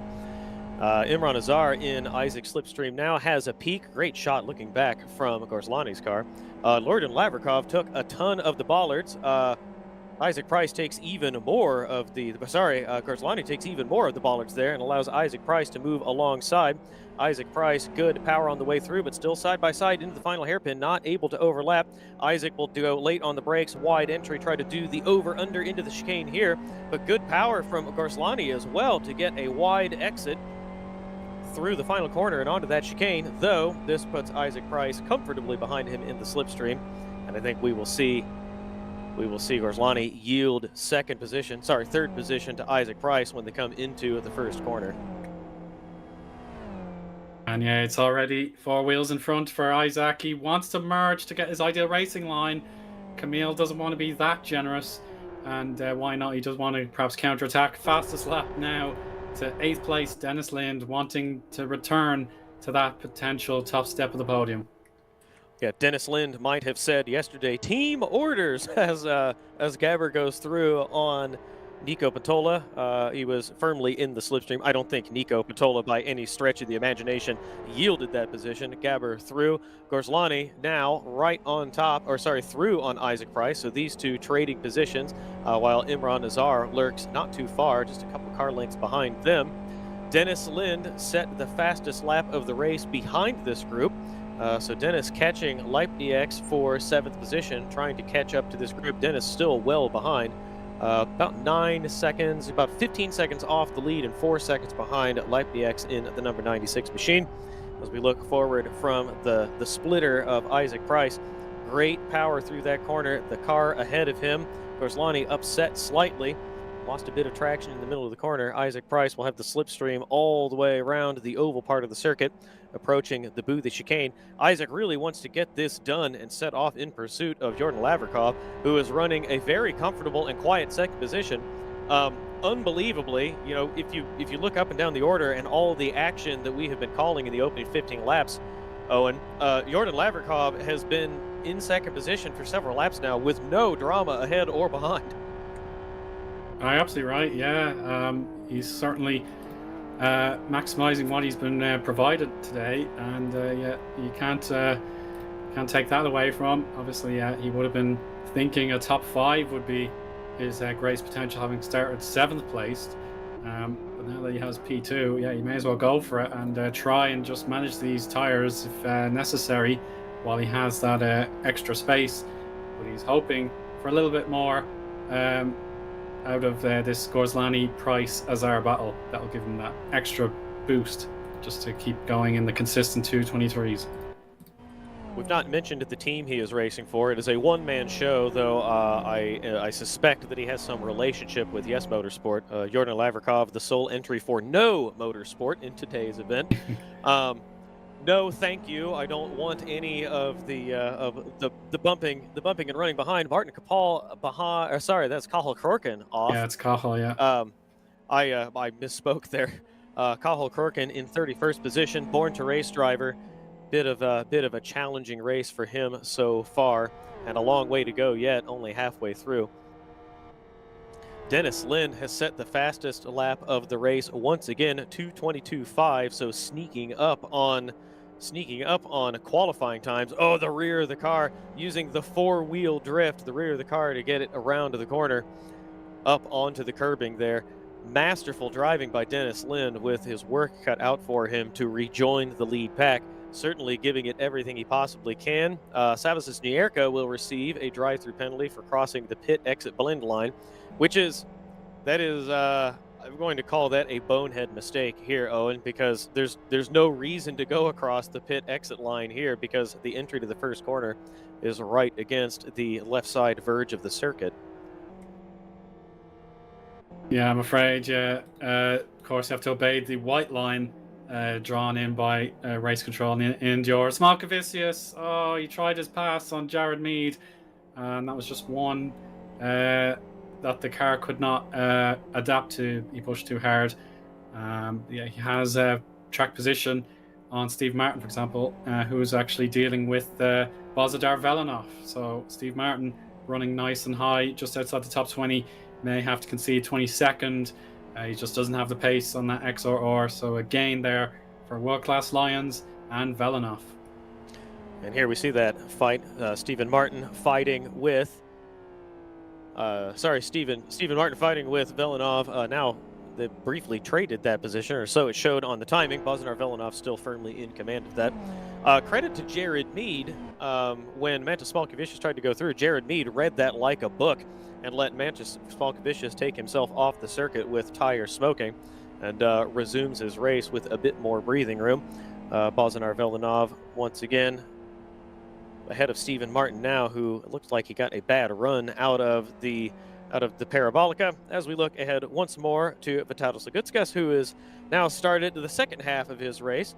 Jordan Lavrikov is not going anywhere. I assume that Vitalijs Lagutskas is just managing his race in the lead, but the gap to Jordan Lavrikov has held steady right at 5 seconds for some time now, though Gorslani behind him is now once again in the crosshairs with Isaac Price behind. Isaac had briefly taken this position and then yielded it once again. Gorslani now comfortably in control of third. Isaac Price trying to recover it.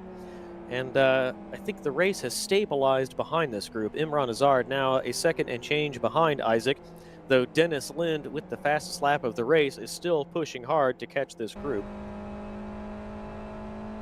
Has to keep pushing on and on to see if anything happens. Of course, Pauli firmly in our top 6 of the championship with 140 points. He's tied with Brzezinskas on points, and he will of course overtake him with Brzezinskas down 11. So yeah, we can't discount the work Pauli's put in this season.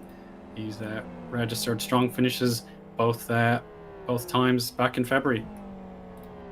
Yeah, no, indeed. We have not talked about him very much. He is the sole FXR driver in the Sidus stable, but very strong performances from him well up the championship order and putting in a commendable effort and getting valuable points for the Sidus squad. There we can see him coming past the camera with Leipniaks all over him, both of them through the bollards. Everyone taking perhaps excessive liberties with the margins of the circuit there through the Boothie chicane. And as you said earlier, the bollards do slow these cars down ever so slightly, and with Dennis Lind setting fast lap after fast lap behind them, he is going to start looming larger in their mirrors. Dennis Lind nearly on the scene and will be fighting for 7th and 6th position within a couple laps if this continues as they have done. Yeah, very much so. Yeah, he's all on his own for now, of course, with Gabor. About, is he something like 4 seconds behind, thereabouts? No, yeah, 3.9, so yeah, I'll take that. My goodness. Sorry, Eoin. Kamil Gorslani has set the fastest lap of the race at 1:22.51. So Dennis Lind, no slouch, a very talented professional racing driver and a virtual racing driver, has now had his fastest lap pipped by an XRR driver in Gorslani, who once again is holding his own ahead of Isaac Price. I think we expected Isaac Price to get past and drive away in pursuit of 2nd position, but now Gorslani firmly in control of 3rd. Hats off to him. Well done. Yeah, 10 out of 10. Great work so far. Completed pit stop there for Jeremiah Stanella. He will join about 23rd, 24th. They have to get his momentum quick as Velinov and Martin are just coming. So yeah, Zanella will stay 21st as a matter of fact, but yeah, Velinov with that extra momentum could catch him with Zanella on fresh tires. Leipniaks now very close to Pauli Peltokangas, right in his slipstream coming into the Parabolica, though Leipniaks a bit eager on the, or a bit bit too eager into the corner and a bit late on the brakes, goes a bit wide, so it gives Pally Peltagongas some room to think and negotiate the banking, while Dennis Lind is looming ever closer behind them. Dennis will be egging these two on. He wants them to fight for this position. Dennis staying tight to the apron and the wall, trying to shorten the track as much as he can, gather every hundredth that he has in the track and in the car. Leipniak's the rear of the car, nearly getting away from him there, and that will only help Dennis Lind in his pursuit to reclaim the positions he lost on an early penalty. Drive through for Dennis Lind for causing a collision. He ran into the back of Borislav Botev, who then collected Isaac Price early in the running and was demoted to Mantas is 8th position. That's turn 9.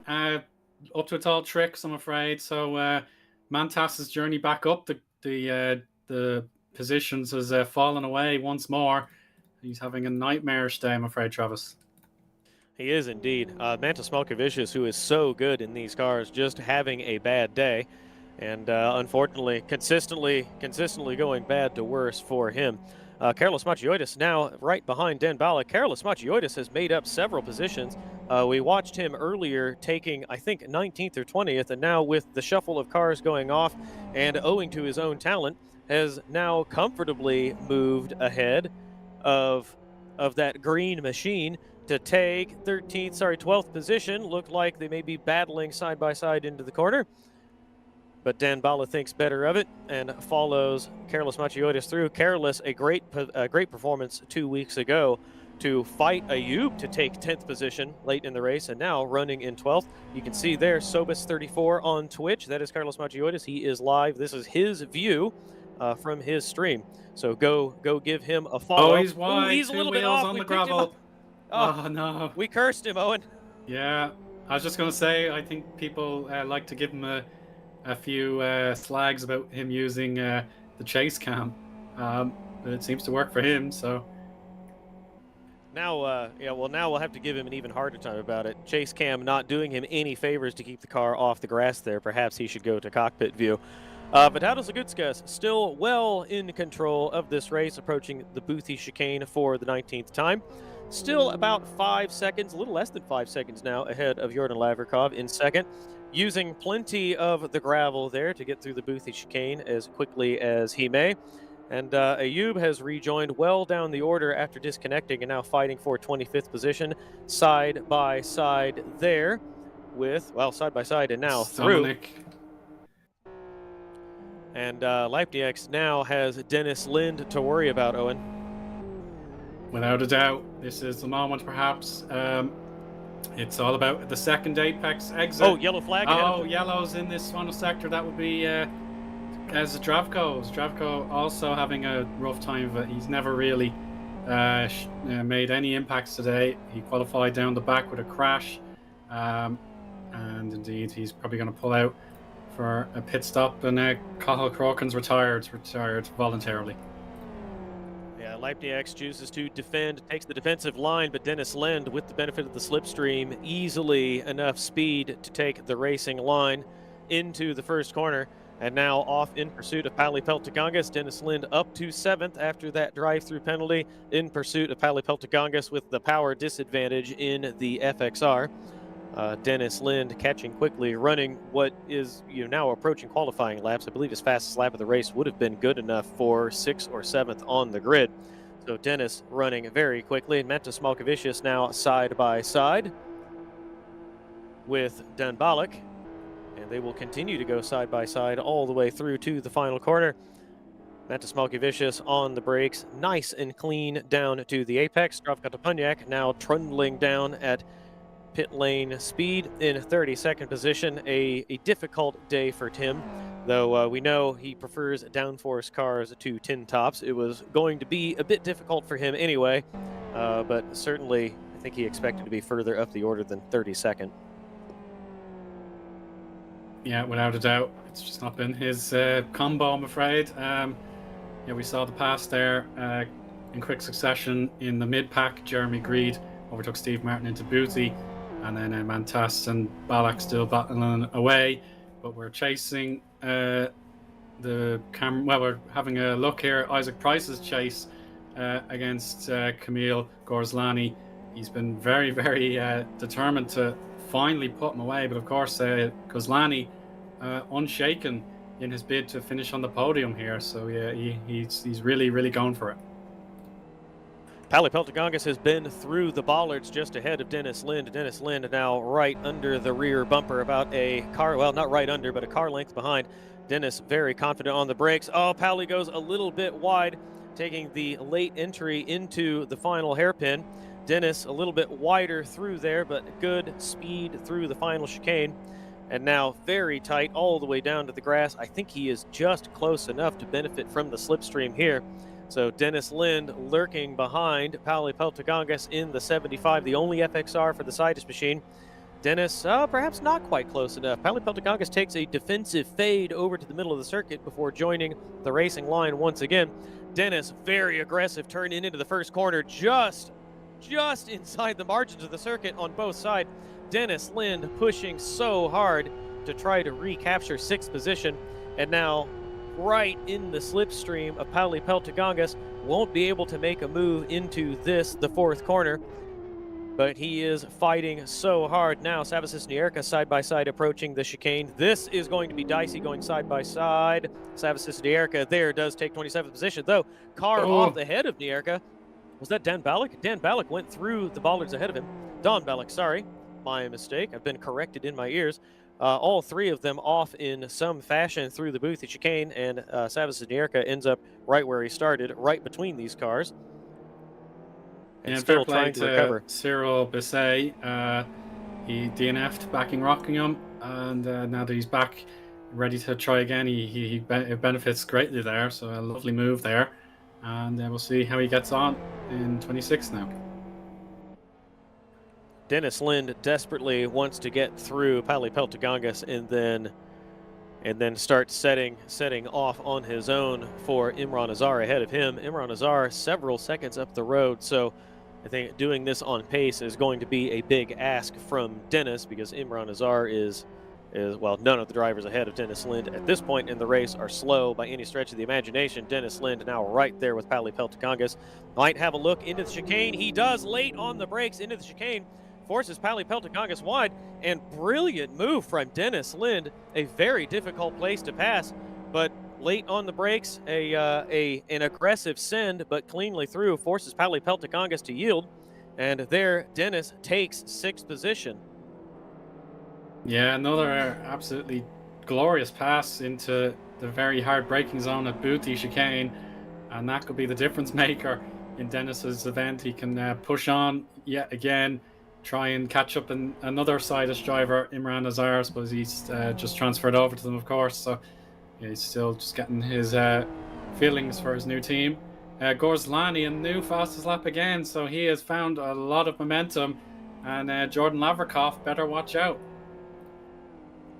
Meanwhile, Gorzlani sets the fastest lap of the race, but behind him in 9th position, Gabber has set his new personal best of a 2-minute 22.40. So Gabber only 200ths off the fastest lap of the race, running very quickly with his teammate not too far behind, Nico Patola there in 10th. Gorzlani, though, I think my driver of the day so far, holding his own in 3rd position when we might not have expected this. And under pressure now from Isaac Price once again. Isaac Price has been right there with him and then fallen back slightly. Isaac Price closing in ever so slightly again. And Gorzlani has risen to the occasion and is doing very well to hold 3rd position. That's absolutely brilliant to have held on for so long. Isaac's barely had the 2nd opportunity since we last saw him a while ago, making an overtake. Zdenek Sagash has pitted his FXR and will rejoin in about 25th there, so he would have just got a routine service with the tire change. Inside line of turn 9 here, Travis. Yeah, difficult pass here, but Carlos Machiotis has done it. That was Carlos's 12th position a few minutes ago when we looked at this fight, and he has now retaken it after yielding it to Dan Bala. Now well in control of second position, 12th position. Leipniak's on the outside of Pauli Peltogangas. This is difficult, a little bit of contact. I would call that racing incident. Very difficult to go in there side by side. Here's Gabor. And that puts Leipniak's right in the way of Gabber, and Gabber, who is going to sweep through and easily take 8th position. So Gabber started with his work cut out for him and is now driven all the way up to 8th. Almost certainly the high climber today. We will need to verify that, but great performance from Gabber. Jeremy Greed has timed out. He is reconnecting, so he will be discredited 1 lap and will rejoin at the back. Gorslani chooses to pit, Owen. Yeah, this is massive. He has Jeremy Greed, of all the pit boxes to have been responding, that is so unlucky. But thankfully he realized what was going on, and Gorslani gets his tire service completed there, new fronts, I believe. Yeah, that is a big moment in the race. If he can continue reeling out these fastest laps, Travis, he will have 2 cars chasing him down here. This will be Bala and Matajitas. Can they catch and pass him? This will be crucial. Yes, momentum on Carlos's side. Ayub doesn't. Yeah, Ayub doesn't leave enough room. Carlos Machiotis through to 11th, as Eoin was calling. We had the pictures on Ayub El Hanouni, who didn't give quite enough room into the chicane and squeeze Stephen Martin. I think both of them have managed to continue. Dan Bala now fighting with Gorslani in 13th. This is for position. Gorslani did have to pit to take service, so Dan Bala entitled to battle for this position. These two are racing, but we expect Gorslani will get through once these tires are up to temperature.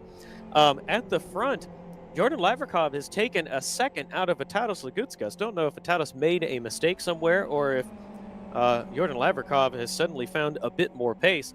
But not as big a gap at the front as it was a few moments ago. Matas Malkevicius is in the sin bin for failing to serve his drive-through penalty. He was given a rather clear instruction from the officials a few minutes ago. He was told to do it this lap. They did not give him the or else, but I assume it was strongly implied. And he is in the sin bin and away once again. Terrible, terrible race for Mantas Malkevicius. Cyril Basset off and back on again, well out of the way.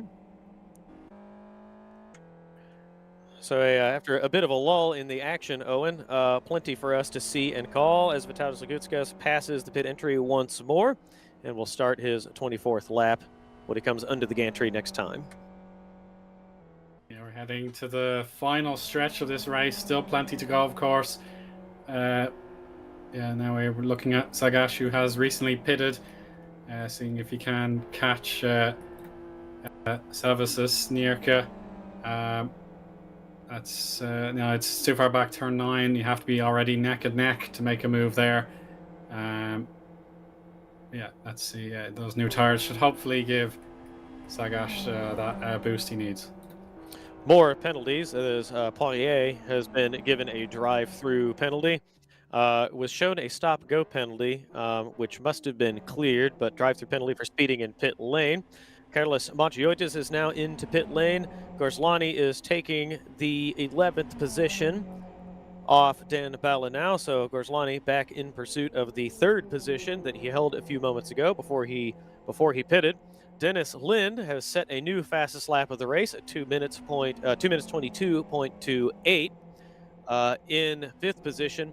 And Leipniak's has pitted ahead of Dennis Lind. So Dennis Lind now promoted to not Leipniak's. Dennis Lind was already 5th position, chasing Imran Azar, now 2 seconds up the road. Dennis Lind doing all he can to catch up, but it's a tall order in the final third of the race, Owen. Yeah, indeed. We saw Bisset gaining his position back on Reg LeBlanc there into boot the chicane.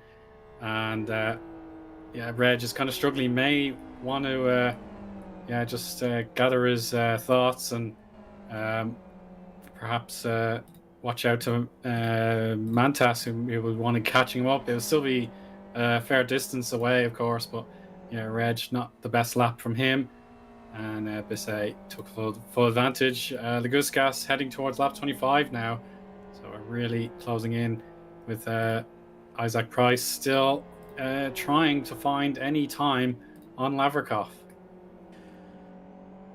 Yeah, and I think Lavrikov has played this very well. We talked a lot about strategy yesterday, and I think the strategy is coming off well for Jordan Lavrikov. He wants to stay out and continue setting the quickest laps he can, which he is doing. Vitalijs Lagutskas has made a couple mistakes. That gap a lap ago was up to 4.7 seconds, now back down to 3.7 seconds again. A couple more tenths in it for Jordan Lavrikov now, but Jordan Lavrikov pacing the leader. Isaac Price sets the fastest lap of the race, 2 minutes 22.04. So we are now perilously close as we pass somebody in the gravel. Was that Stephen Martin? Marin Poirier, yeah, Poirier off in the gravel. Hopefully he gets it out of there. We will check on that. Monka now side by side. Yeah, SRP drivers side by side coming into the Parabolica with Carlos Macioidis right behind them. Carlos Macioidis looking very feisty indeed, going to take this on the power on the inside, just drives past Dan Bollock. Brilliantly done by Carlos Macioidis, like they were standing still. Though well, Dominic wants that position back, Travis. Carlos, he will try one block, but of course on the oval, you don't want to dare go back up line and hit him. So on the inside now, Balak, that's through. What a move. And that is a huge coup there to pass Carlos Macioidis in a GT2 car. And credit to Carlos Macioidis there for driving, racing as closely as possible, but not forcing the issue through the chicane, tucking in just behind. Ever so slight contact, but both of them clean racing through the chicane. Bozdanar Villeneuve now into pit lane. I was saying about Jordan Lavrikov, there's Grinnies coming out of pit lane now. I was saying about Jordan Lavrikov that he has played this well to run as late as possible on low fuel, run fast laps so he can hold this second position.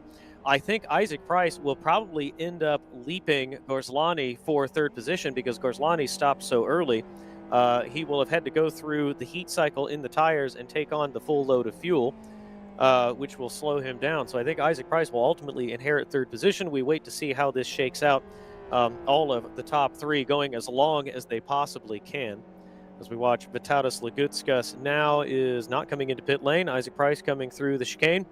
And Lavrikov has closed the gap slightly again on Vitalijs Lagutskas. So Vitalijs Lagutskas inconsistent in the lead, while Jordan Lavrikov still holding his own in second. Yeah, without a doubt, yeah. Perhaps Lagutskas pulled out a small advantage there, maybe a tenth of a second. Yeah, this is absolutely fantastic from Jordan Lavrikov today, so full credit to him if he can keep this going for the remaining 7 laps or thereabouts. Yeah, all the leaders yet to stop: Vitalijs Lagutskas, Jordan Lavrikov, Isaac Price, Imran Azar. Isaac Price will not need to stop. Pete has just reminded me in my ear that he stopped earlier owing to the collision. He stopped gravel, to take new equipment. Oh, Poirier in the gravel there, so that could be risky. He will have momentum on his side. It's not like with Sean, who was on an awkward hill, but yeah, he has to yield.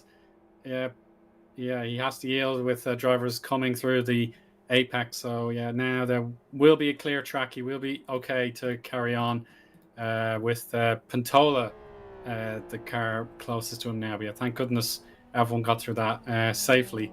But yeah, Poirier. Oh no, Poirier in the gravel again. This is the more awkward one on the crest of the hill. So he's got to really jam that throttle before his clutch burns out, and he does it, in fairness to him. Yeah. We've often seen that it is difficult for newcomers to kind of come to grips with the car in the later stages of the race. The tires wear off, the fuel is coming out, the car behaves differently, and you get tired, you lose focus, you start making mistakes. But fair play to him for staying out of the way and getting out of the gravel twice now. 5 pit stops for Poirier, so not an ideal debut for him, but he is out and going. So. Credit to him for that. Martin Capal looks like he is just coming out of pit lane now. We'll have, here we go, we'll fall to 25th position after his pit stop. And now Peli Peltocongas into the clutches of his teammate Gabber right behind him. This is now a fight for 5th position, sorry.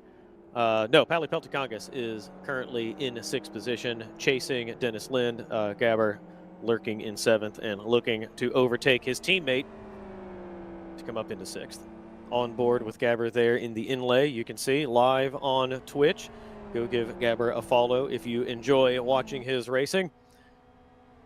Now, surprising power, Eoin, from the FXRs. We've seen, drivers that we expected to be like in the slipstream and able to pass easily into the first corner, but the FXRs have pulled really well down the main straight. Yeah, that 1% intake, I suppose, reduction, it has a bit more power compared to what it had in the first 2 rounds, so it has provided a very valuable boost to them. But yeah, for the sake of Sidus's championship bid as a team, yeah, this will be really important to have both drivers cooperating. And then Imran Azar in 4th place at the moment. This is a big result, but Yes Motorsports still the outstanding favourites. Yeah, Don Balak and Cyril Basset side by side once again. Cyril Basset appears to be through, though this will be a fight into the chicane. They are side by side. More side by side action coming into the Boothie chicane. We've seen a lot of close fighting here and relatively few tiers done on the outside through the ballers and a couple of tiers in the grass. And now Martin Kapal right there on top of Cyril Basset. Yeah, Basset had the line that Martin wanted to take. He had it blocked. Now Reg LeBlanc could join in now that he's recovered after that previous loss of control. So he's got an outside line. It won't be enough without a slipstream boost. Yeah, this is very, very tight. Let's carry on with the battle. They're going to be perhaps a photo finish. Yeah, Kapal still with the nose in front. But if anything, Reg is going to gain the position. Yeah, Martin just doesn't have that same grunt. So yeah. Battle for P4 here. Dennis Lind is right behind Imran Azar. Imran Azar a bit compromised through the chicane. Dennis Lind now right under the rear wing of that XRR. Better line through the chicane. Dennis getting the power down very early and now looking to the outside. I think Dennis Lind can kind of coast around this sweeping corner and then slot in right behind, take full advantage of the slipstream. The XRR having a bit of a speed advantage. And Dennis Lind will be looking to take 4th when they come into the first corner. Imran defending, moving over to the middle of the circuit. Will take away the inside line into the first corner, but Dennis Lind, plenty of extra speed, easily ahead of Imran Azar through the first corner, and off he goes up onto the curbing and around this left-hand sweeping corner. Imran Azar will have the speed advantage in the XRR, but I think Dennis Lind has cleared him just enough that he will be able to defend this position into turn 4. No challenge from Imran Azar. Dennis Lind now off in pursuit of 3rd position. I will say now the story is becoming tires, Eoin. I am looking up and down the leaders of the race. Dennis Lind's front tires wearing awfully thin and starting to cool, so he may be compelled to come in and change them. In the lead of the race, Vitalis Lagutskas, those tires also looking like they've grown rather tired. Isaac Price did not come. Isaac Price came in earlier, he did not change tires. His also very badly worn. So I think the state of these drivers' cars and tires is going to figure prominently in the final stages of the race. Isaac has not pit. That was my mistake earlier. Thought he had come in earlier to repair, but he had not. So yeah, Borislav Botev came in to repair. Isaac Price did not. Yeah, I suppose, yeah, a lot of drivers may have had the thought in the back of their mind, but it's been green flag running all the way, and the zero stop strategy is possible here. So yeah, we'll see how it fares until 4 to go and beyond. So yeah, this is sorry. Vitalis Lagutskas has made another. Go ahead. Vitalis Lagutskas has made another mistake in the chicane. He went off very badly, 4 wheels into the gravel, and has slowed himself down yet again. Cyril Basset coming into the pits. So easy to do that. Everybody wants to cut this as much as you can and take to the grass. Left rear puncture not doing him any favors when he touches the grass there. As Vitalis Lagutskas sweeps by once more, not coming into the pits. Second disconnection for Ayub. Cyril misses his pit box first going, but he reverses into the pit box and it registers a stop for him. But he's now lapped for what would be the second time, I believe. So yeah, that's unfortunate. There's a courtesy message from Poirier, a sorry. Polite of him, though I think the officials will ask him not to do that again. No chatting during the race is the rule in the NDR organization. And I'm going to make a bold late prediction here, Eoin. I do not think a zero stop is possible. I think all of the leaders are playing with fire with their tires. LipeDX has come to the same conclusion in from 8th position and changing tires. Carlos Magiotis has spun somewhere on circuit. Oh. Turn 9, which has caught everyone out, Eoin. Yes, for sure. I suppose to go back to your point, yeah, a few drivers will be on the cusp, that's for definite, but it'd be more the clear air, I suppose, for Laguskas. If he just keeps it going, he should be okay, but it will be very, very tight.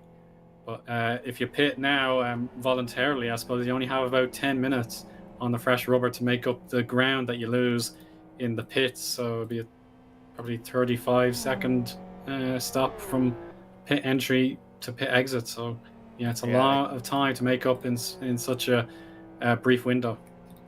I think at this point it will be a game of chicken among the leaders to see who flinches and comes in to change. If one of them does believe they need to change tires, I'm looking at Vitalis Laguskas, and it looks like he is the margins are thinnest for him among all the leaders. Jordan Lavrikov also very, very close on the tires. Dennis Lind, I would argue, is probably in a precarious position as well, as Jordan Lavrikov takes to the gravel a few seconds behind Vitalis Laguskas. Dennis Lind and Isaac Price have been pushing so hard to catch the pack that they will have been stressing those tires. And notably, this circuit, there are so many high-speed, full commitment, full G-load corners that wear off the tires that the risk here is that, you know, one of these tires that gets loaded up so much in the high-speed corners could go just without any warning at all.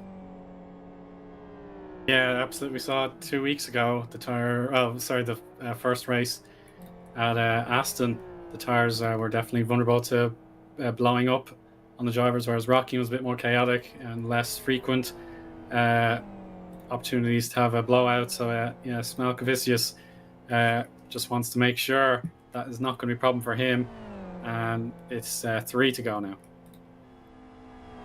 Yeah, Dennis Lind, the left front tire it looks to me like it could go at any moment, any corner, certainly any right-hand corner. Any left-hand corner. Right-hand corner. I've mixed up my left and my right. I can't do it. The left front tire on Dennis's car is looking a bit tired. Imran Azar now, I think, has caught up to Dennis Lind ever so slightly. Dennis has been pushing very hard and has now had to slacken his pace. Yeah, Yellow flag. You've spoken into existence. Right front puncture, as a matter of fact. So this is trouble. Sidus will be just praying that their other 2 drivers can sub in here for Imran, who has run a very good race, to be honest. Perhaps he has been... his front left is going to be on the cusp as well. Yeah, and Dennis will have seen this in his mirrors. Like, surely Dennis will react by coming in and, if nothing else, changing front tires. The rears look like they could make it the distance, but he's been pushing so hard. And the same is true for Isaac Price. Isaac very good on tires, but Isaac also perilously close. Imran Azar now running wide onto fortunately it's pavement here. It is tarmac and not gravel. The drama in the late running, it will be 2 laps to go for Vitalis Laguskas when he crosses the line. Tires, the story, the drama in the late running here in the 3rd round of the 2024 GT2 Challenge season. Everyone now committed to a game of chicken in the waning laps. Gabber now right behind his teammate, Pauli Peltogangas. Gabber was ahead earlier, so I'm not sure how Gabber ended up behind once again. This was Gabber was ahead of Imran Azar earlier. Now passing Pauli Peltogangas. Pauli a little bit late on the brakes. Gabber too, both of them slightly wide. Pauli more so, and Gabber will now take advantage of the slipstream, getting pulled by his teammate down the main straightaway. Dennis Lind goes past the pit entry lane. I refuse to believe, Eoin, that this tire is going to last one more lap, but Dennis knows more than we do, so I will simply have to trust that he knows what he's doing. Isaac at the front in a very similar situation. Tires getting so cold and so thin. Yeah, everyone, if you can make this on a 0 stop, it is just, this is the closest, the most you could possibly do would be 32 laps. Yeah, it's right on the limit without a doubt there, Travis. But Gabor does make the pass, so being ahead of Pauli will give him about 5 extra points, plus the bonus he'll get for highest climber should he hang on to this. So that could give Gabor a little bit of a boost in terms of finishing perhaps third in the championship, because Yoni is not here. So yeah, he will really sit comfortably in third in the championship. But it is, as things stand, a head-to-head between Laguskas and Price, not just for this evening, but also for our grand finale in a fortnight. So among the leaders, now looking up and down the order again, I think Vitalis Lagutskas has tires in best condition. So if any of these drivers can make 32 laps, I think he's in the strongest position. Unfortunately for him, his rear left is the lowest. So should he not actually be able to make the race distance, it's going to come off much worse for him than it will for anyone else with one of the rear tires letting go.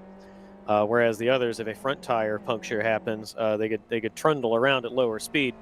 Rear left tire going at high speed would be catastrophic for Vitalis Lagutskas, who is approaching the final corner now. Eoin coming round the hairpin one more time, and we certainly expect now that he will pass the pit entry lane. He does. He will start the final lap now over the left side curbing. Lavrikov stays out. Isaac Price stays out. Dennis Lind will have to stay out at this point. They're all staying out. The game of pit lane chicken continues for one more lap. Everyone fully committed now as Vitalis Lagutskas begins the 32nd lap here in the third round at the Kyoto GP circuit. Yeah, they're all in the 2:23s now, so they are well off their peak pace. So it's Isaac taking a bit of a cut out of turn 2 there. But it's absolutely fine. It wasn't a mistake. I think he planned to do that. So he's okay to carry on. But yeah, the drivers have to know what's going on with their tires and perhaps with the fuel as well, if they've been coasting once or twice around the lap, to make sure they have enough on board. But yeah, their crucial element is to make the tires last, so they can't just push 100%, but they can't just lift off all the time either. So a real dilemma, the game of chicken, as you put it, Travis. Yeah, Dennis, I'm looking at Dennis, and that left front tire is oh so thin, and he is coming up to the corners on the circuit that stress it the most. I think if he's through there, then he is safely through to the end of the race, and everyone else should be as well, because his look the worst for wear among all of the top drivers. Here we go, fast left-hand bend now, up and over the curbing. He is fine, and he has a bit of a margin to Gabber behind him, so if he needed to yield some time, he certainly could. And we pick up Vitalis Lagutskas, who has one back marker to negotiate ahead of him. That might be, is that Poirier? I am not. Yeah, it is Poirier ahead of him. And Poirier hopefully knows what's behind him. Yeah, he knows, yeah. Well out of the way and into the gravel. Perhaps not necessary. I think he could have moved out to the wall and just coasted while everybody goes by. But Vitalis Lagutskas in command after Dennis Lind took a penalty for an early incident with Isaac Price and Borislav Botev. Vitalis Lagutskas will make it a hat trick, 3 from 3. Eoin, he comes around to the final bend now. Take the winner across the line. Without a doubt. Brilliant drive from Vitalis Lagutskas. He makes it a perfect season thus far, crossing the line to win for the 3rd time in a row. What a drive from Vitalis Lagutskas. And he held on beautifully, but well done to Jordan Lavrikov, his first podium. And Dennis Lind has got a flat. He has just crossed the line with his car in a little bit of a hobble, but he's okay. He makes it. Yeah, that is. There you go. You can make 31.9 laps on a set of tires, pushing as hard as Dennis Lind did. Isaac Price, a great recovery to third position. I think it's fair to say he might have finished third position anyway. Dennis Lind there in fourth with the puncture at the end, as we observed. Gorslani gets the fastest lap of the race at 22 dead. Fantastic performance from him, but all the way down to eighth position. He was running as high as third, and unfortunately, I think choosing to pit is what cost him the race. However, these drivers know their equipment and know their ability better than anyone else. Entirely possible that eighth was the best he could do if he couldn't make the tires last an entire 32-lap distance, which, as we have seen, the drivers ahead of him only just made. Vitalis Lagutskas, once again the winner ahead of Jordan Lavrikov. Marvelous performance from Jordan Lavrikov, and a respectable fastest lap of the race out of him as well. Isaac Price third, probably the best he could have hoped for after a penalty, and maybe the best he would have done with the fighting at the front early on in the running. Dennis Lind recovers to fourth after a drive-through penalty. Gabber fifth, highest climber. Pete said in my ear how many positions he gained, but I don't recall. Pete, please remind me, would you? Gabber up 21 positions. Zenik Saga side by side across the line. We're missing battling. It's such a long lap, Owen, that we were already calling the final order. That was Mocha coming across the line just alongside him. Darius Verzencius in seventh, behind Pali Peltogangas in sixth, Gorslani eighth, Leipniaks in ninth, and Imran Azar demoted to 10th after a late puncture. He was running as high as fifth. Reg LeBlanc crosses the line behind Stephen Martin. There's Martin Kapal, who has come through in 22nd. And Don Balik coming across the line now in 25th position. All drivers having now crossed the finish line. And that will conclude the third round of the 2024 season of the New Dimension Racing GT2 Challenge. The leaders now coming up to assume the podium positions just as the final cars cross the line. Great shot from the helicopter of the S Motorsport machine of Vitalis Lagutskas.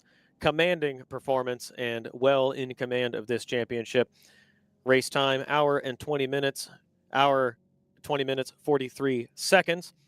Finishes 2 seconds ahead of Jordan Lavrikov. Vitalis Lagutskas, I think, driving a bit conservatively there at the end to preserve those tires.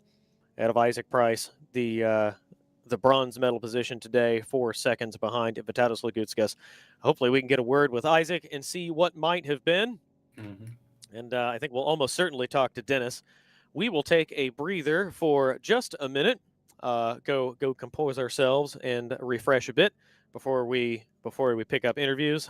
Should you like to join us in the commentary box for a few questions, line up in the interview room in TeamSpeak chat, and we will be with you all again in just a moment.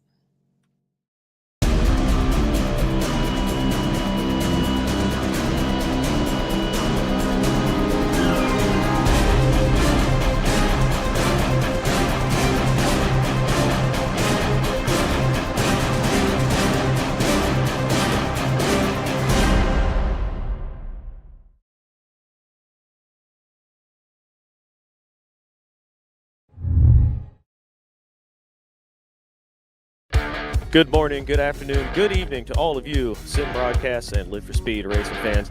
Welcome to the second round of the GT2 Challenge. 12 turns, windy, twisty infield section of this course. And here, amazing shot. 36 cars lined up on pit lane, rolling away. Green flag. Let's green begin. Flag. It's green. Round 2 of GT2 Challenge underway. Oh, a roller. Safety car, safety Yeah, car. it's Bissy, Zero Bissy.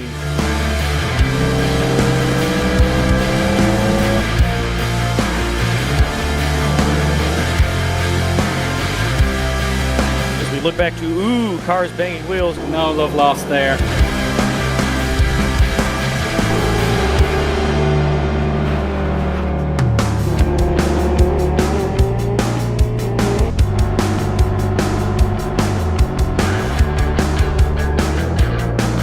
They're going, oh my goodness, in the background, they're going 4 wide.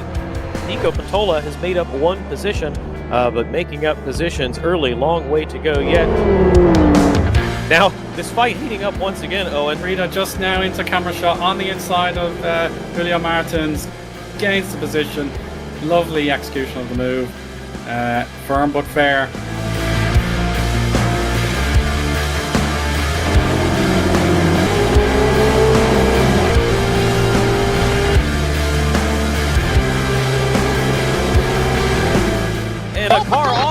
Oh no! Oh my goodness, no! It There's Nico Patola. Oh, he's over behind. again. Zanella's over. This time it will be a safety car.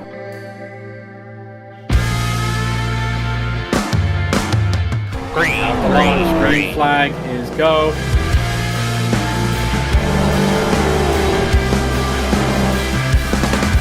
Contact, No, no, contact, no, no, contact. no. That was a very, very tight maneuver there.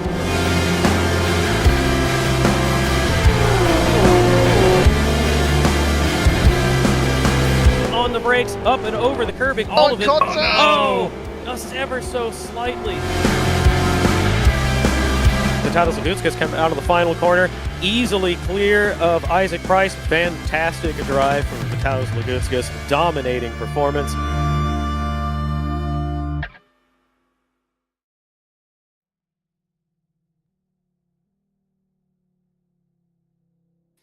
And welcome back to the conclusion of the third round of the NDR GT2 Challenge 2024 season. Race winner today, Vitalijs Lagutskas, who is waiting in the commentary box waiting room. We'll have a chat with him in a moment.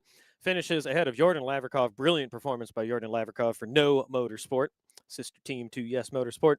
Ahead of Isaac Price in third position. Dennis Lind, who we will also chat to in a few moments, in fourth position. Ahead of Gabber, highest climber today. 21 positions gained, started 26, finishes fifth, just ahead of his teammate Pali Peltogongas. We missed them finishing side by side across the lane, only 600s between them. Darius Verzinskas in seventh, Kamal Gorzlani in eighth, with Leipniks in ninth. Imran Azar, late puncture, demotes him to 10th position. Magic finishes 11th, ahead of Ivan Slavov in 12th. Nico Patola comes in 13th, ahead of Jared Mead, Jeremiah Sinella, Dan Bala, Savasas Nierka, Bunka, Zenek Sagash, and Grinius rounding out the top 20. Next page of results. Carlos Machioidis, brilliant a couple weeks ago. Difficult day after a pit stop. Today finishes 21st, ahead of Martin Kapal and Stephen Martin.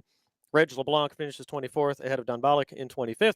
Mantas Malkevicius, a tin top specialist with just an awful day today, finishes all the way down in 26th position, ahead of Cyril Basset. Jeremy Green, Bajnar Villeneuve, and Sean Lee rounding out the 30th position.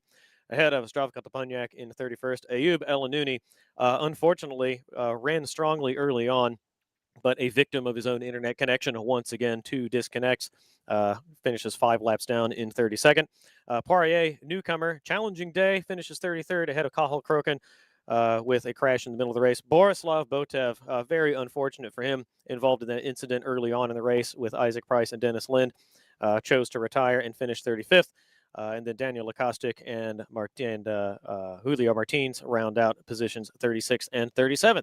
In the commentary box, we will have in just a second Vitalijs Lagutskas, the race winner. Vitalijs, you've made it a hat trick, 3 from 3. Early in the race, it looked like you weren't in a position to win, and then it came to you, and you managed the car from the early middle running all the way to the end. Talk us through your race. Yeah. In the first laps, I thought I don't have pace and I really couldn't go any faster, and that was the truth, because when I passed Isaac, he just passed back at me and I couldn't keep even with draft. So I believe my car just was generally the slowest one, but the incident where they crashed in turn 1, I guess, gave me the win for free. Because I was just cruising for the second half of the stint. Yeah, talk about cruising, because the story for us in the commentary box in the late running was tires. It looked like everyone was oh so close on tire strategy. They could just make it 32 laps.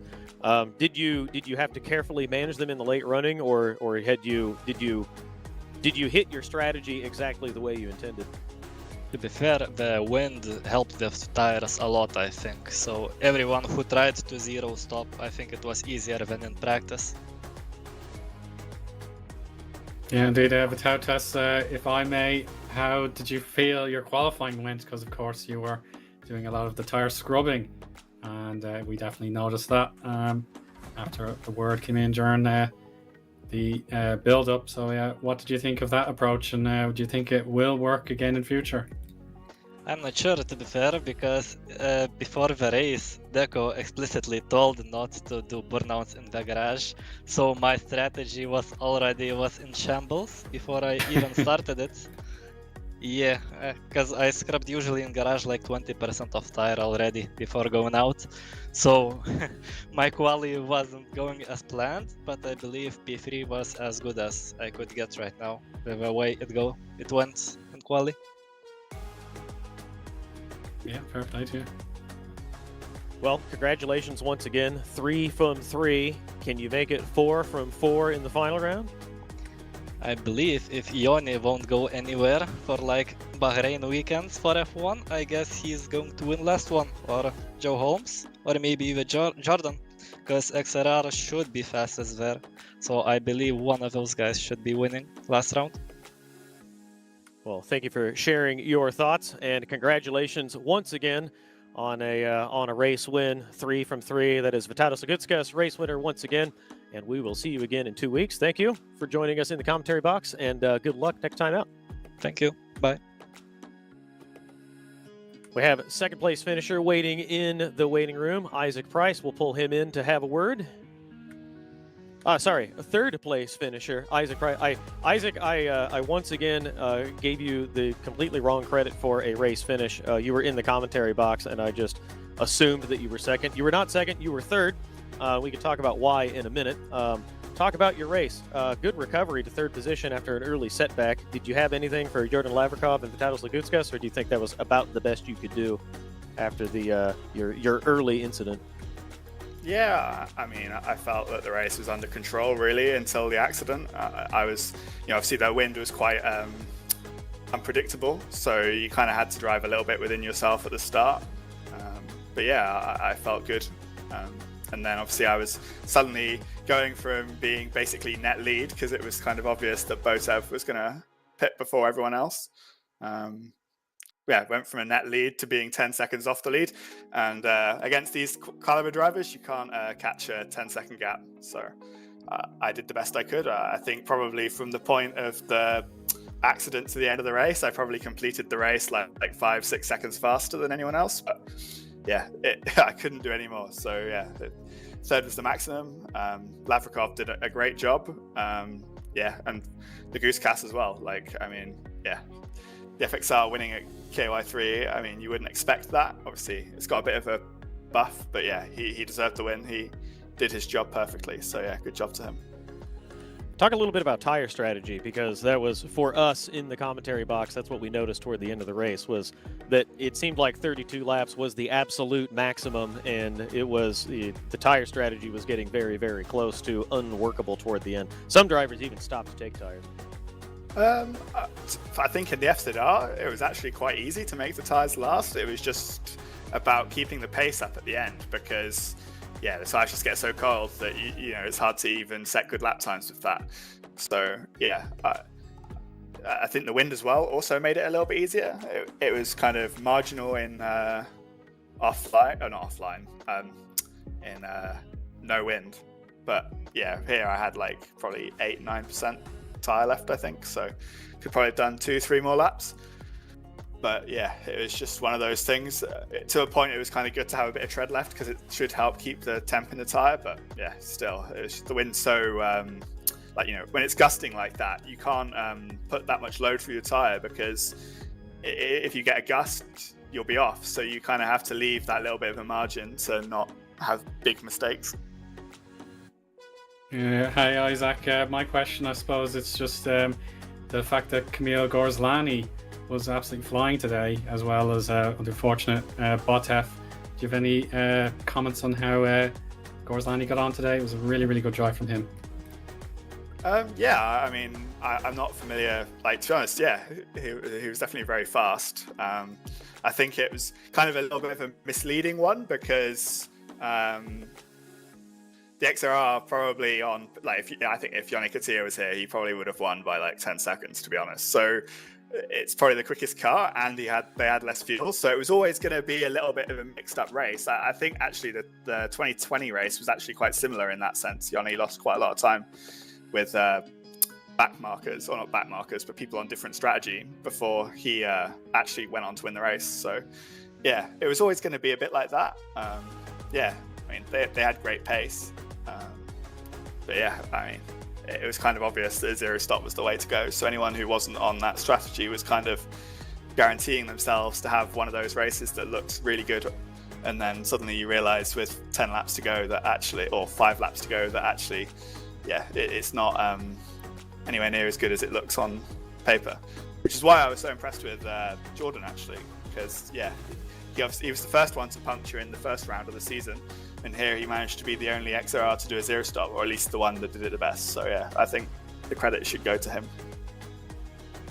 Thank you for your comments on him, and congratulations on a great recovery to third position. I know you wanted more, and arguably you could have finished further up the order, but you put on a great show, and I think a pretty admirable performance to take third position. Thank you. Yep, thank you. Thanks for joining us in the commentary box. And now, fourth place finisher, Dennis Lind, is here in the commentary box with us. Dennis, you're an LFS veteran, pro racing driver, analyst, and commentator now. Today, Hitman. That's the question that everyone wants answered. What happened there in that incident? Well, we were all sort of fighting for the lead. We obviously had the 46 that came up, which was, as Isaac said, on lower fuel than us. So it was quite apparent that he was quicker in places that we could simply not keep up. And he kept making mistakes once he got the lead and sort of were holding me back. So obviously my plan to not let Isaac keep up or get up to be in an attacking position was obviously to repass. So that didn't work out. So he makes a mistake out of the hairpin. He ends up being bump drafted by Isaac, which makes the racing a little bit interesting, I would say. So everyone is traveling at a faster speed, and I'm not sure if he's not experienced with it, but then it's my feeling that he braked way too late for that corner. And as you saw in the previous lap, I was being cautious when I was behind him to not run into the back of him. So this time, obviously being side by side, I guess he thought he'd had to brake that early, but normally if you're on the inside for turn 1, you are the one coming through first. So I don't know, commitment issues there, but I didn't expect it for sure. And then I hit him and he hit Isaac, fortunately, and that was that drive through for me. Well, unfortunate to get a drive through from that. Thanks for sharing your perspective. Still, good recovery to fourth. I want to talk about your qualifying. You've certainly never surprised us on your pace. We know you're a very quick driver, but we were a little bit surprised after all the hubbub about tire scrubbing and preparing for qualifying that your first lap out, you swiped pole position and nobody could overtake you.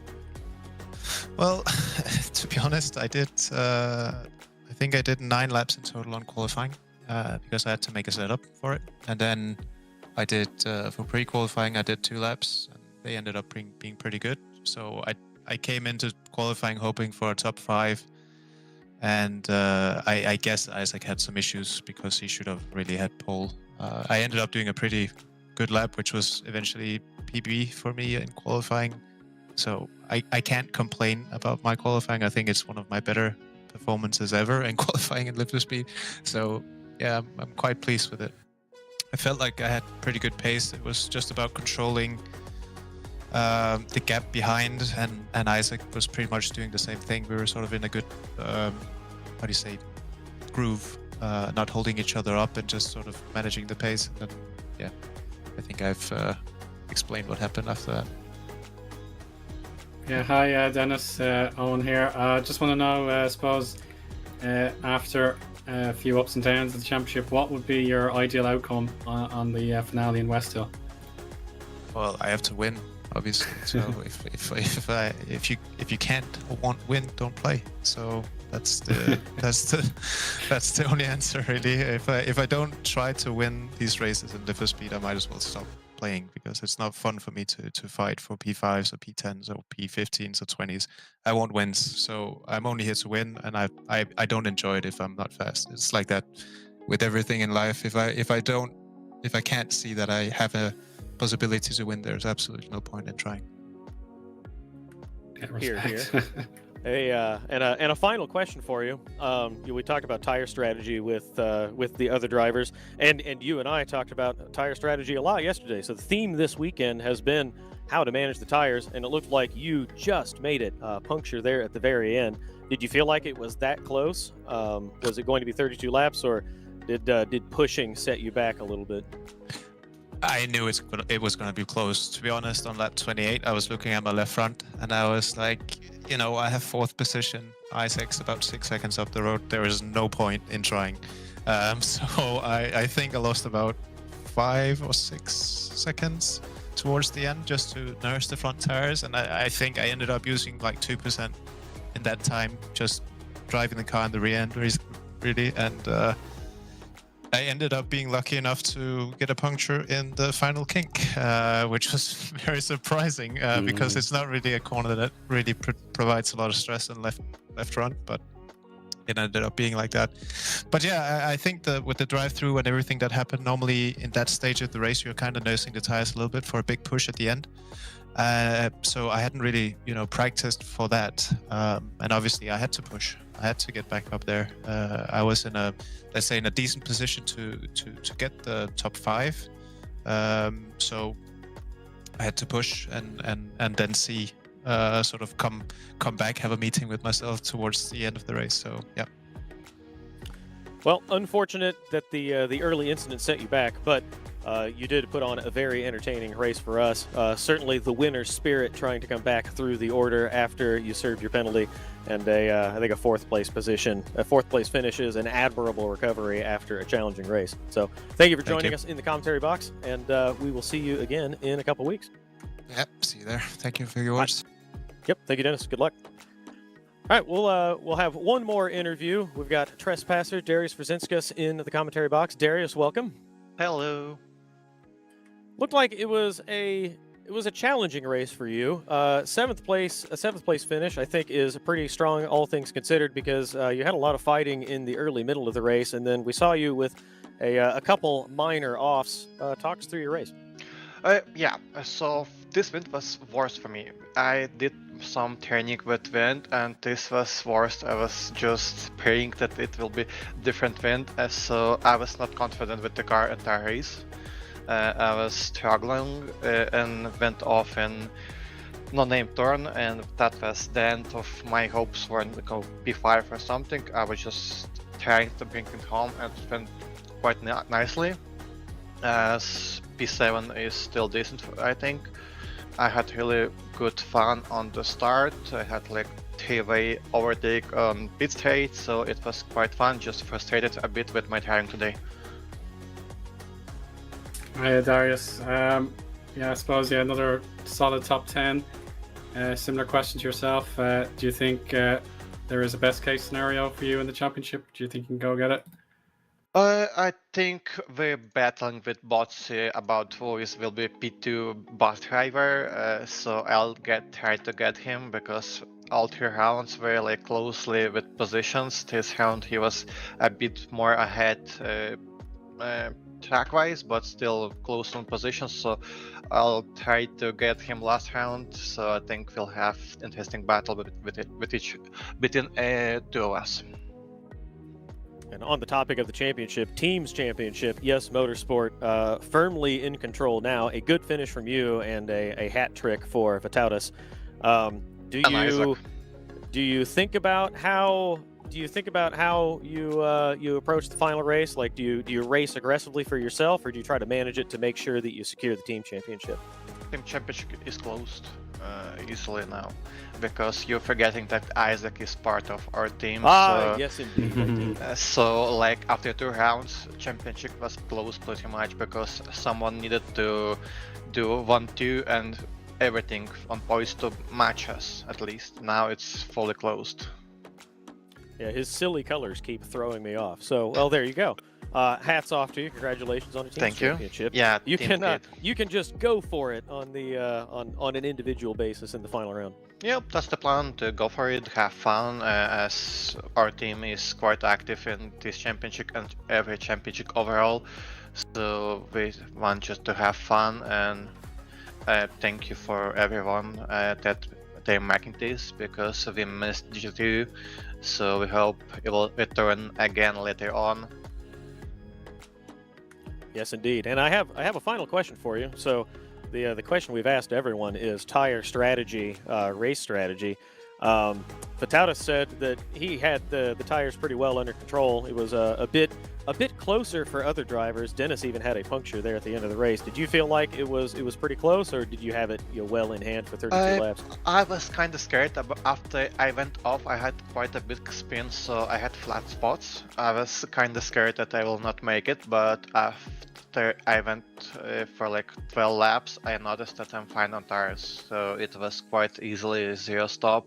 This wind did help on tire wear for most of guys. Just some of them initially were really struggling with tire wear, so on the limit, and just bad luck. Well, thank you for sharing your thoughts. That's Darius Rosinskas, 7th place finisher today. Darius, congratulations on the team's championship and a strong finish today after a couple minor setbacks. And thank you for taking the time to pop in here and talk to us. Thank you. Have a good Haycon. Bye. Thank you. I think that will do it for us. Eoin, your final thoughts on this event. So exciting early on, and then kind of shook out, and then drama toward the end. This had a little bit of everything. Oh, without a doubt, Travis. Yeah, we were completely engrossed with what we saw on the opening laps. Some incredible racing and the potential for a brand new winner. Botev, perhaps, really, really unlucky with what happened. He could have gone into that podium battle with Lavrikov and Price. But yeah, hopefully he'll come back even better than before. And yeah, some extraordinary battles in midfield also. Were really, really interesting as a fair few drivers, of course. Gabor climbed a massive amount of places, and then there are a few struggles for some giants of our sim racing universe. So yeah, it really did give us a lot to talk about. And yeah, the ending with the tire battle going down to the canvas was really, really good fun as well. It was indeed. Thank you once again, Eoin, for sharing the commentary box with me. This has been an absolute pleasure. I thoroughly enjoy it, and I'm looking forward to the next round in 2 weeks' time. Round 4 will be in 2 weeks at the West Hill International Reverse Circuit. The finale, Vitalis Lagutskas has this all but stitched up, unless he's unable to attend or has just a terrible result. Vitalis Lagutskas looks like he is in the catbird seat to take the Drivers' Championship for the 2024 season of the NDR GT2 Challenge. So once again, Sunday, 17th of March. That's a holiday for you, Eoin, celebrating with us here for NDR GT2 Challenge. And I think that will do it for us today. Once again, thank you very much for sharing the commentary box with me, Eoin. It has been a pleasure. Very excited to do this again in a couple weeks' time to round out this season. For all of the drivers who participated, everyone who joined us in the commentary box for interviews, thank you very much for racing and for taking the time to talk to us. For the broadcast team, Mo and Pete in the background, everybody in New Dimension Racing who makes these events possible, their stewardship, their officiating. We love this racing, and it is we owe a lot to them for making these events possible. For all of you who are watching, thank you very much for your patronage. We appreciate you watching. We're just thrilled to bring these events to you. Wherever you are in the world, have a great weekend. Have a great week. We'll see you again in 2 weeks' time at West Hill International Reverse. Thank you very much. Be safe and be well, and goodbye.